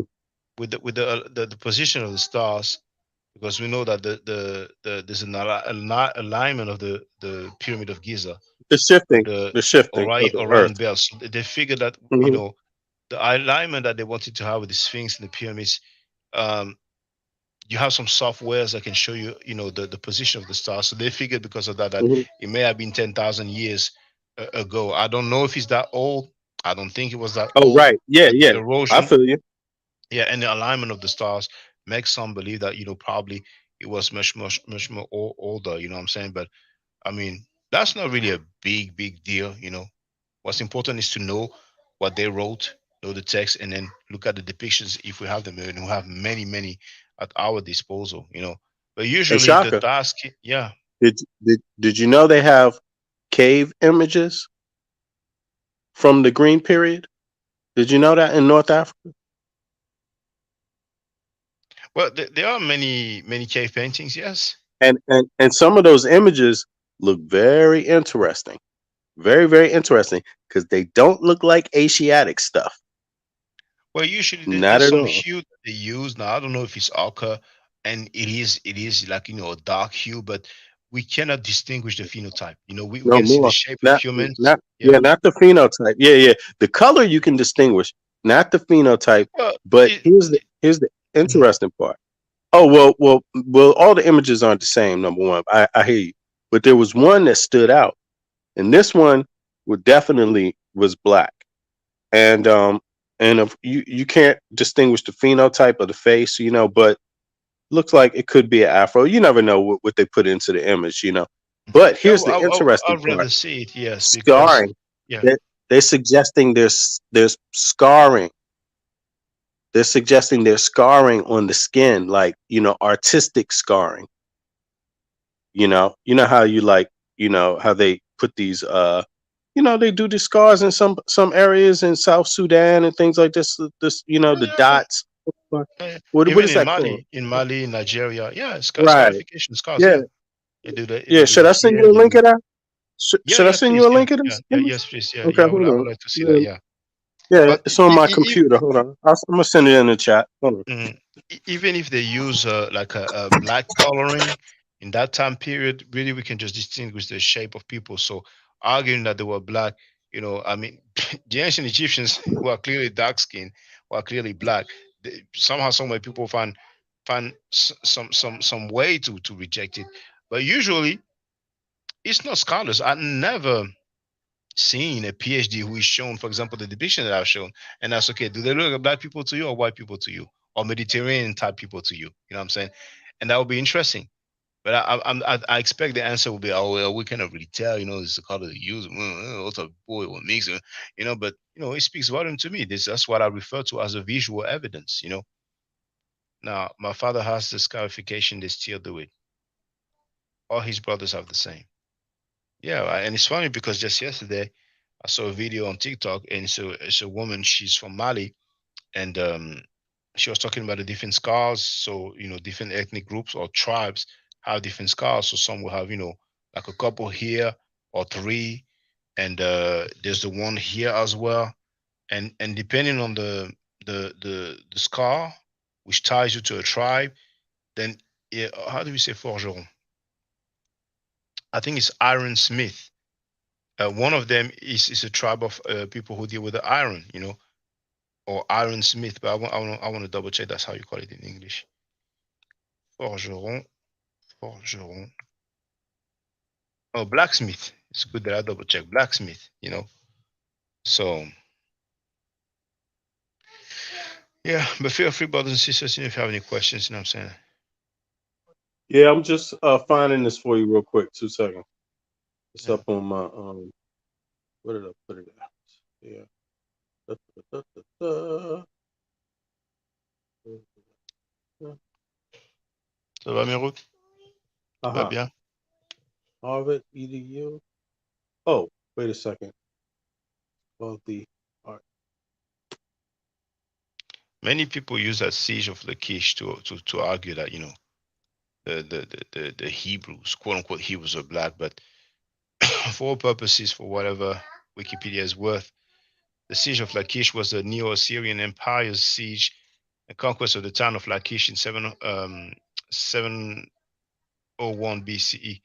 Now, Lachish was an ancient Canaanite and Israelite city in the Shephelah region of Israel, and it's on the south bank of the Lachish River, and it's mentioned several times in the Hebrew Bible. So that siege of Lachish, um, it says that it is documented in several sources, including the Hebrew Bible, Assyrian documents, and in the Lachish relief. So that will be the Lachish relief. Oh well, we'll have a better depiction here, a better picture. Oh, that's nice. You see, they show the whole thing. They show the whole thing here, and you see we have those guys here, these so-called Bantu knots or kinky hair or coins. But still here you have those guys, and they have it there as well. So are they going to argue that the Assyrians were black as well? But here, that's a better depiction of most likely the king. I mean, what description do they give anyway? Hold on, let me go back. Um, the single inscription which identifies the location depicted in relief reads, Sennacherib, the mighty king, king of the country of Assyria, sitting on the throne of judgment before or at the entrance of the city of Lachish, which they probably pronounce Lachish. I give permission for its slaughter. Identification BM, which stands for British Museum, 124911. So here behind, we can see the straight hair at the top, what looks like straight hair to me at least, and at the bottom, the so-called bent to knot or kinky hair, you know. So, whoever wants to argue that this represents Bantu knots or kinky hair or coils that represents, nappy hair, you have to explain how come they have straight hair at the top and nappy hair at the bottom, you know. Sugar Yo, Hairs World. Shaka. Oh yeah, I see the private message. I'm gonna have a look. Now, Sugar Hairs World. I Yeah, was in the comment section in one of Chief X videos, and an Egyptian said the Egyptians of today look just like Egyptians of thousands of years. It doesn't matter what they say. We have the depictions, you know. yeah, And I've been showing the depictions for years, you know. and But it's some people also said it's. some people Oh, said go that ahead. they saw Elvis. You know what I'm saying? Do you believe them? But go ahead, Bennett. Mm, if that's the case, then we're. I mean, he's making just stupid claims because you could say, like Shaka said, you could say anything you want, but there's plenty of evidence that suggests there's some much blacker Egyptians present in Egypt the entire time.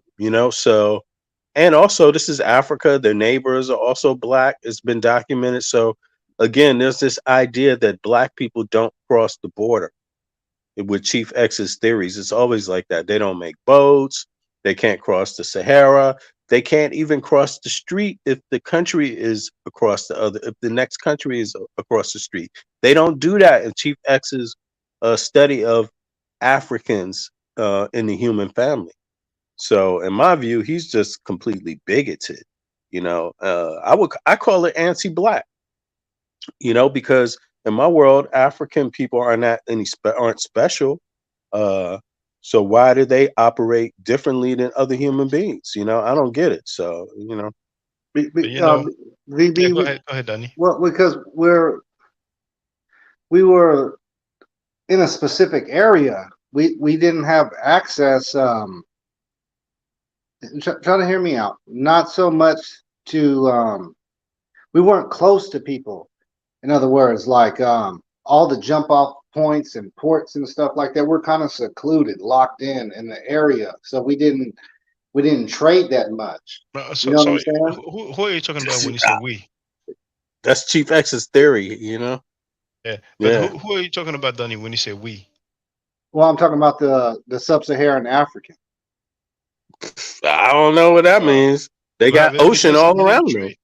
They got ocean, they got mountain. They have the But, same access to everything that everybody else has. but they It's didn't build like ships though, like you said. You know, you were saying Chief X they was didn't do saying what? this and that, but they didn't build ships. B. Bennett. No, no, no, no. That's not true. You know, that's his theory, but that's it's like, you know, the problem with his idea is that first of all, wood it doesn't last long. So if you're making boats out of wood, you know, in a you know, in a tropical environment, you're not going to expect that stuff to just last forever. You know, in dry areas, in cold areas, the ice and in the sand, you get to go back in time because it preserves it, right? But in tropical areas, you're losing a lot. It becomes biodegradable. You know, a lot of And material matter. You know, so that's one thing right there. But you know, to yeah, expect just human beings, to think that a person in a cold environment would rather jump in that water and build a boat than a person in a warm environment where the water is warm, that that defies all logic.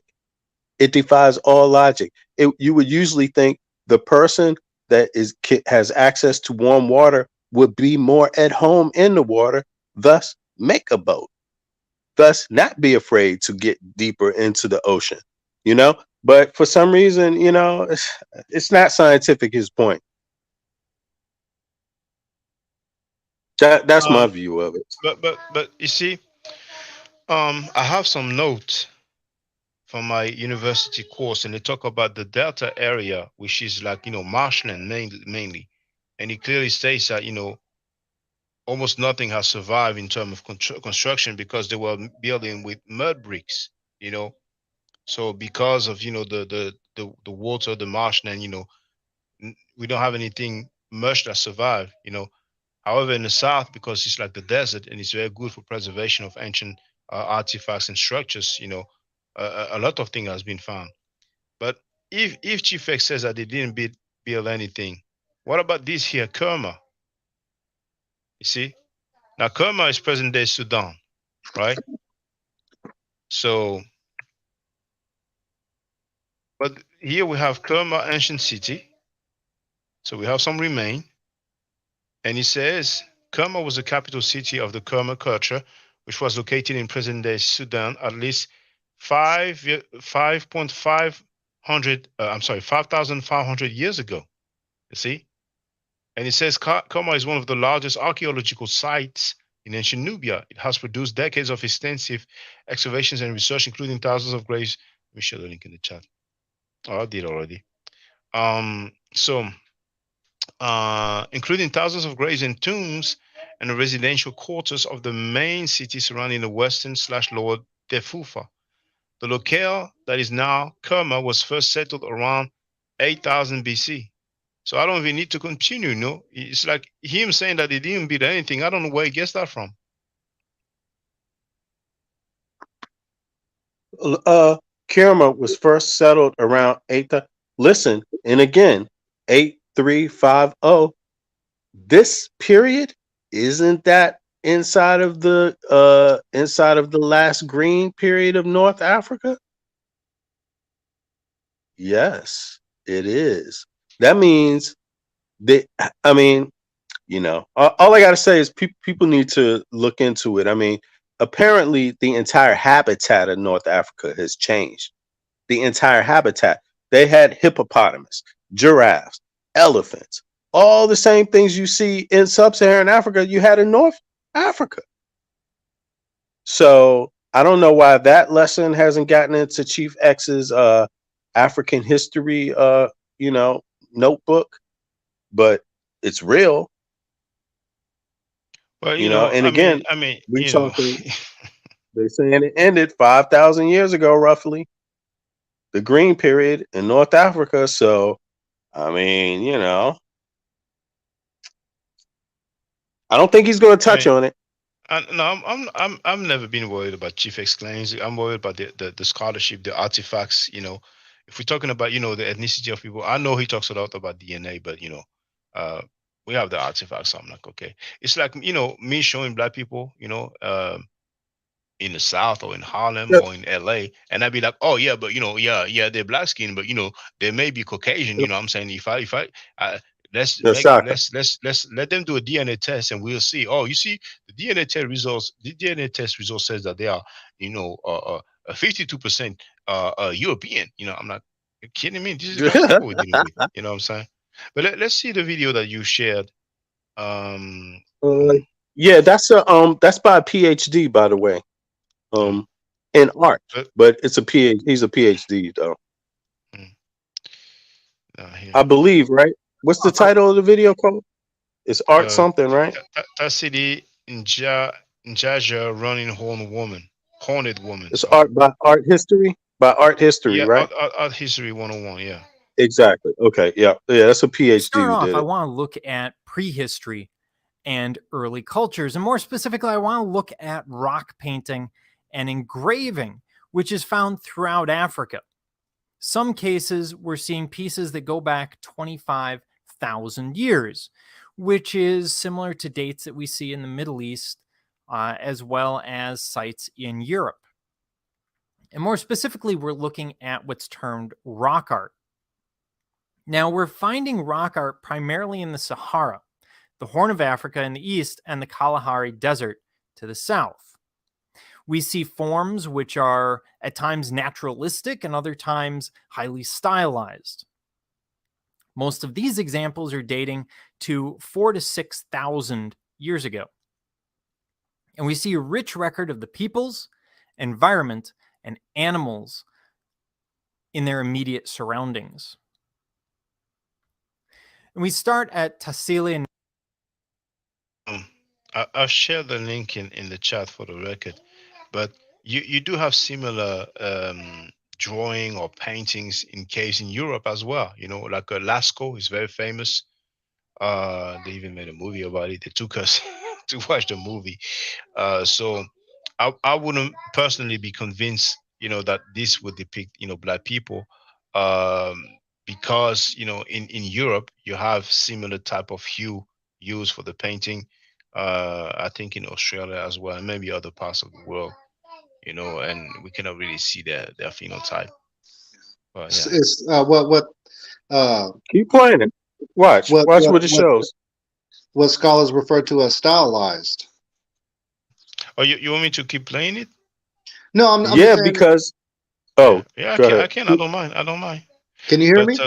yeah, we can hear you. You said stylized. Oh yeah, I was just saying, yeah, Mm, stylized. mm, mm. Now here. Niger, which is one of the earliest and arguably finest examples of rock art. So we're in these rocky areas.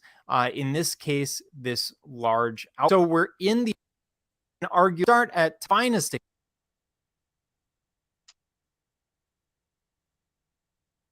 For those who learn the med nature, some Necheru will have a sun disk on top of the head, and some people say, "Hey, it looks like the snake of the cobra," but I don't know what that is on the top of the head. I really don't know. Examples of rock art. So we're in these rocky areas. In this case, this large outcropping, and we're seeing these drawings being done within the rocks. Makes a lot of sense. And we're looking at the running horned woman. Now, this is in southeast Algeria in the Sahara. And the running woman has a certain sense of animation and motion to her. As we look at the whole piece, you can see that this is not someone who is standing still. You can't see it without seeing a dynamic image of movement of someone running forward. The dotted marks may indicate body paint. They may also indicate some form of scarification, which we do see in areas of Africa.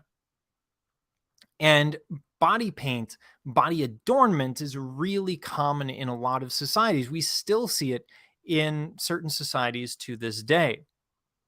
The face is featureless. Now, that shouldn't be all that unusual. After all, we see a lot of prehistoric art where the face, hands, and feet are either missing or particularly generalized. After all, these are the hardest parts of the body to recreate, either in drawing, painting, sculpture, or any other form. So you could imagine that they would drop those details potentially. It could also mean that this is some kind of god, someone that you don't want to see depicted, because to depict the ideal makes it no longer an ideal, sort of a Platonic idea. The white parallel lines seem to be, and here we see on the right sort of a reconstruction of what this looks like, so you get a better idea of what's going on. The white parallel lines seem to be raffia, so sort of a grass-like material that would be tied to the waist and arms.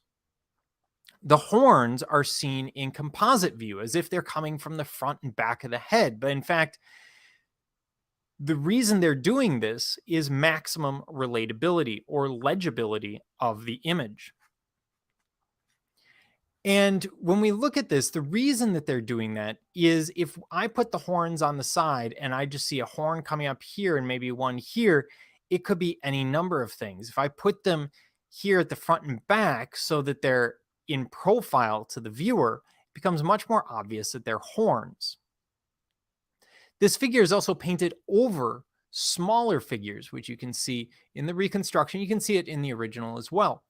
And there's a couple of possibilities there. Maybe this is a large figure that's running and the others are worshiping or running with her.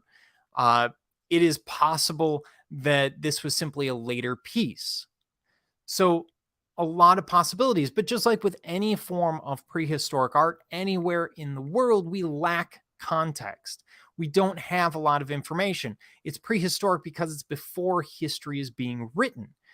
So no one's writing and saying, hey, by the way, in this case, this is actually a person doing X or it symbolizes Y. We don't have that information. So we have to take educated guesses based on similar societies or similar cultures today. And that's where we get a lot of argument back and forth about what this depicts. There are a couple of other details that are interesting. You have an animal, for example, here in the lower right, a very simplified animal. You can imagine this is probably a quadruped of some form. And that's something you would see in a 20th century abstractionist work, something from Kandinsky. It reminds me of Kandinsky's Horses.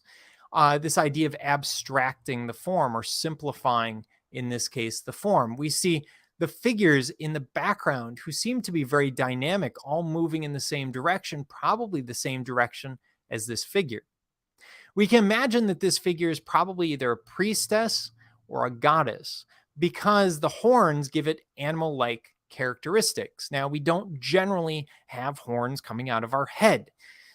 So that would set this figure aside. It would tell us that this is someone different, someone otherworldly or otherwise tied to the gods. And I'm taking these ideas from other civilizations. But you can imagine how easily they fit here. So we do see something very unique, very stylized in this form. Epidemic. Now, Shaka, check this out. The further people go into researching the Green Sahara, right? Period, right? The more you're going to learn that, guess what? The animal life is very interesting too, because it poses a question. How is it that the same animals that exist today in what they call sub-Saharan Africa existed in the north before the Sahara developed? Right? But do we know and that? Do we know that? That's what they say. Yeah, through they have evidence of it, digging up the bones. Okay. That's what they say.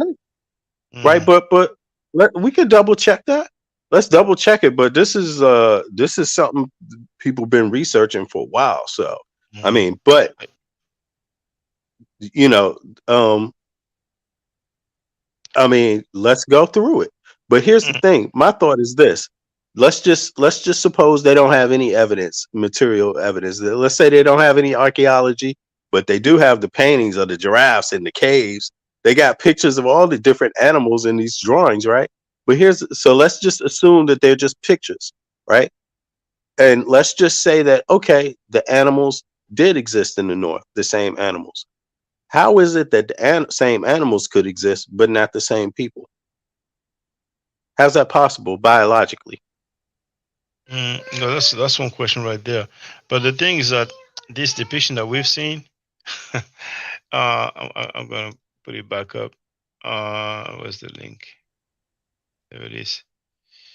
Um, I'm not making that claim, Right. but Me either. Me makes either. me think. It makes me think of the Zulu people.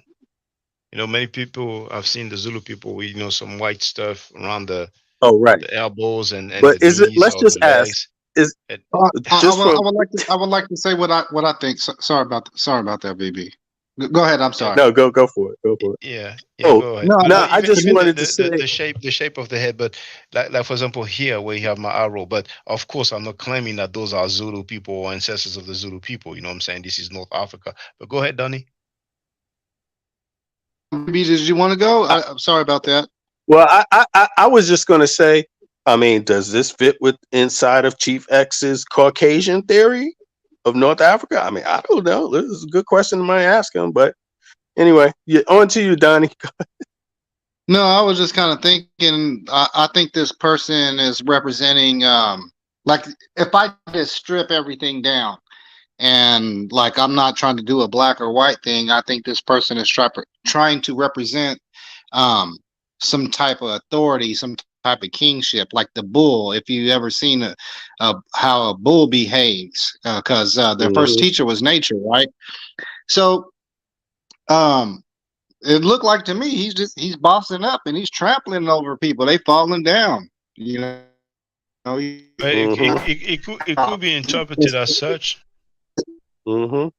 as Oh, far as I'm not tripping. please come I'm not again, tripping Donnie, on the because skin color. yeah, Donnie, please come again because you were in the matrix. After you said like he's trampling them down, then we couldn't really hear what you said. That was the crux of it. But we just That, missed, like a sentence or two after you said like it I was looks just like saying he's trampling. I'm not really tripping on the skin color of it. It is Oh, what it same for is. me. Yeah, same for me. I'm not, I think it's a pigment that they use. Now I don't know how they came up with that particular pigment. As a matter of fact, um, with the scarification, um, the lady showed, and you know what? Hold on.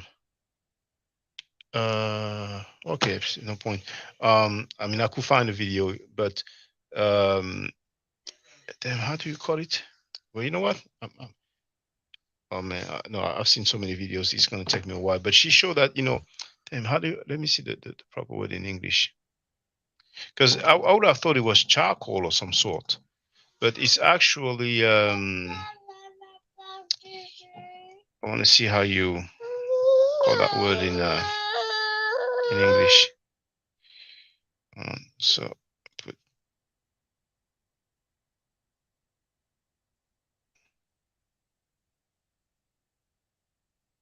just won't be long. Yeah, that's the word here. I don't like this ad there. Okay, let me do it. Okay. Yeah, peanut. It was if some peanut. Damn, I was still sharing the screen. It was some peanut that they put in. That they basically. I don't want to say burn, but that they put within so on top of charcoal, and then it turns black. Then they crush it, and then you have that pigment.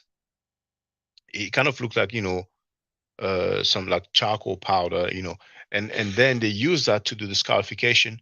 They don't use blades. They use some sort of stick, wooden stick, or I forgot exactly the material, and they sharpen it with some blade, and then they cut and they put a piece of rice to prevent it from closing, And then the lady explained that the rice comes off naturally. So people had different ways of coming up with a pigmentation. Lord, but where do Zulus come from? No, but I'm just saying, once again, I'm not claiming those are the ancestors of the Zulu. I'm not claiming they are Zulus. I'm just saying, looking at it, it just made me think of, the Zulus. Yeah, and Um, you know what? I don't think people need to look at color necessarily to come to a to derive to the point that this is an African. I don't think people need to do that. You know, um, I think there's enough qualifying, things there, just to suggest that, yeah, well, why wouldn't this be? I mean, according to Chief X's old theory, this can't be an African because this I mean, what does he see that's similar to a Asiatic migrant? What is there that's yeah, similar? I mean, I don't even know why we quoting Chief X so much because, like, Right. when did he? I mean, the artifacts that he will show.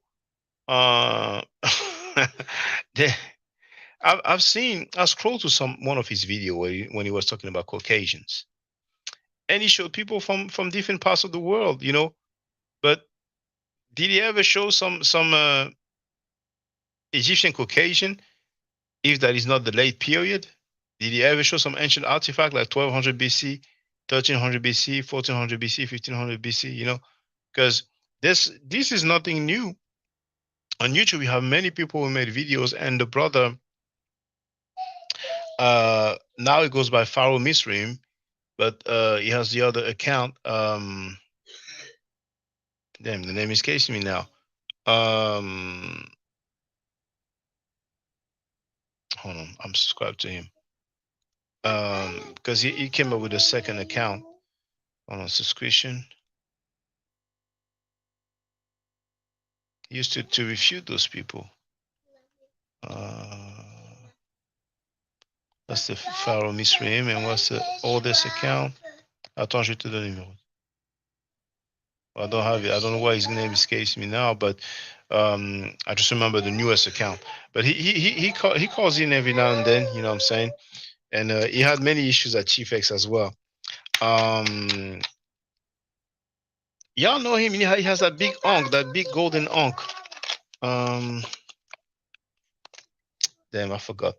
But you have plenty of videos on YouTube. It says, oh, the real Egyptians, the Egyptians were not black, the ancient Egyptians, blah blah blah, and they just show depictions from the late period, from the period when the Greeks were there. You know what I'm saying? So it's like me, saying, oh, the Aboriginal of Australia, no, they were not black or they were not dark skinned, and then I show the inhabitants of Australia today. Or I can do the same with America. I say, the Native Americans, here are Native Americans, and I show George Bush family. You know what I'm saying? So those people are doing anachronism, but it's okay, it's not a big deal. But anyway, brothers and sisters, it's been a good 3 hours. I appreciate you being here. Through dialogue, we will get some clarity, and there's gonna be a shift You, soon. Yeah, go ahead, it's brother. it's Yeah, sorry. It's one I really want to encourage people to look into this green period, right, of North Africa, but also the animal species, um, and also this popped in my mind. It's come in my mind before. I mean, it's not. It should be known to plenty of people that elephants, not even you don't even have to go back to the green period to find elephants in North Africa. And what boggles my mind is like, I've just never heard anybody, with all these theories about how did they move the stone in Egypt and how did they do this. It just made me wonder, like, why, if you could use elephants in Carthage, you know what I'm saying? Like, why wouldn't somebody have thought to use an elephant to move something big before that, 1,000 years before? Well, You see what I mean? we don't have any evidence of that because I presume you will find some bone remains of elephants, and it will be easy to tell that this was a very large animal. However, when it comes to the pyramids, I don't think anybody will dispute that human beings did that. You know what I'm saying? and as a matter of fact, it's a lot less humans that was initially expected or thought, but by the classical Greek authors. So there's documentation You know what about I that. think, Shaka? Yeah. You know what I think? I'm starting to think. I mean, I've had this thought before. I'm starting to think you don't find things that you're not looking for. Not you, not you. I just mean like, because overall for them, they're still trying to figure out how the pyramids were built. But I mean, then there's so many ideas that get lost in this. I mean, you know, how come we never heard anybody? Don't get me wrong, man. I would really I would find it so strange, right? Because elephants need water, right? If they don't have water, they're going to leave. They have to have water to drink, fresh water. The Nile is fresh water, right? I'm like, what the, what?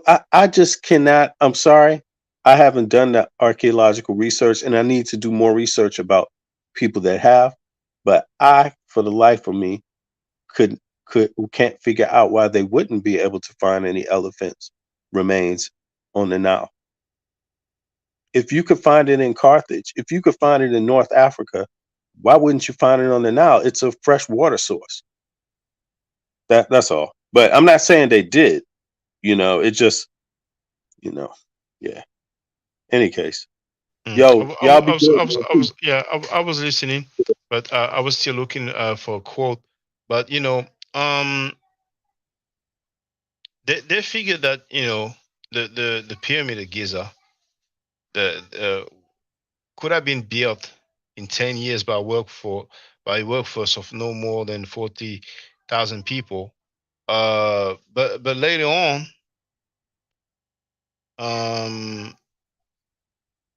hold on. They're talking about a workforce of approximately 15,000 people at Giza. So Shaka, yeah. check this out. Mm.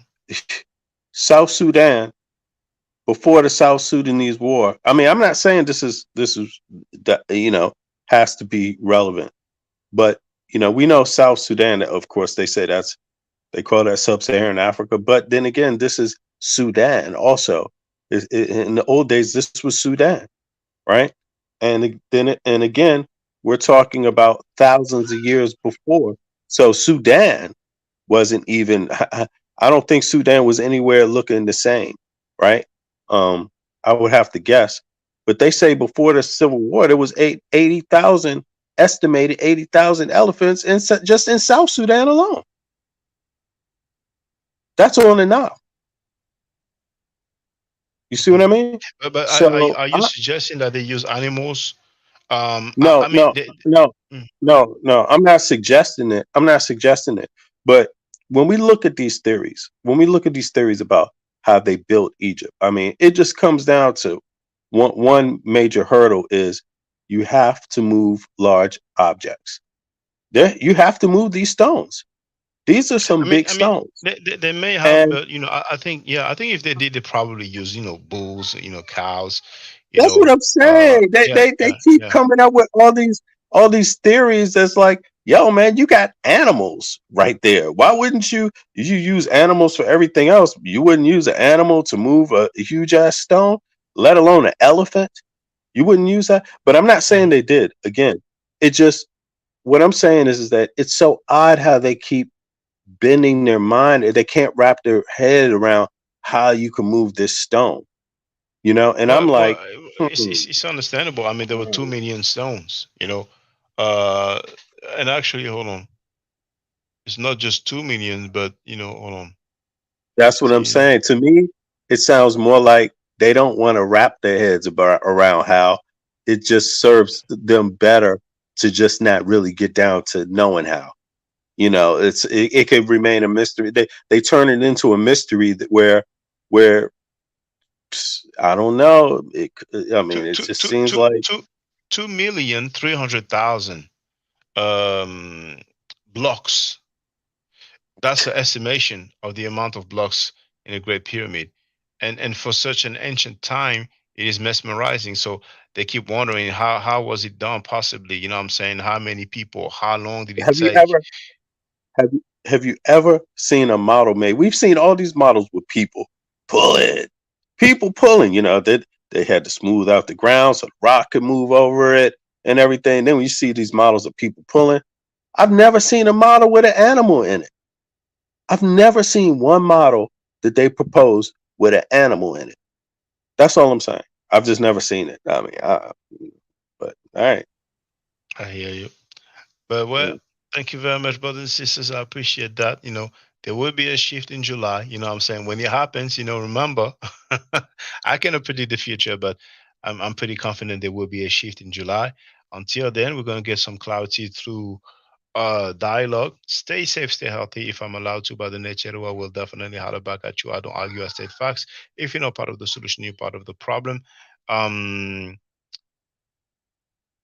if you know better, you will do better. If you do not think right, you will not act right. Hotel. Peace. Now, for the record, for those who don't know, I'm giving medical nature classes. And here, that's the flyer. Okay? So, those who are interested, feel free to holler at me. If you're not interested, it's cool.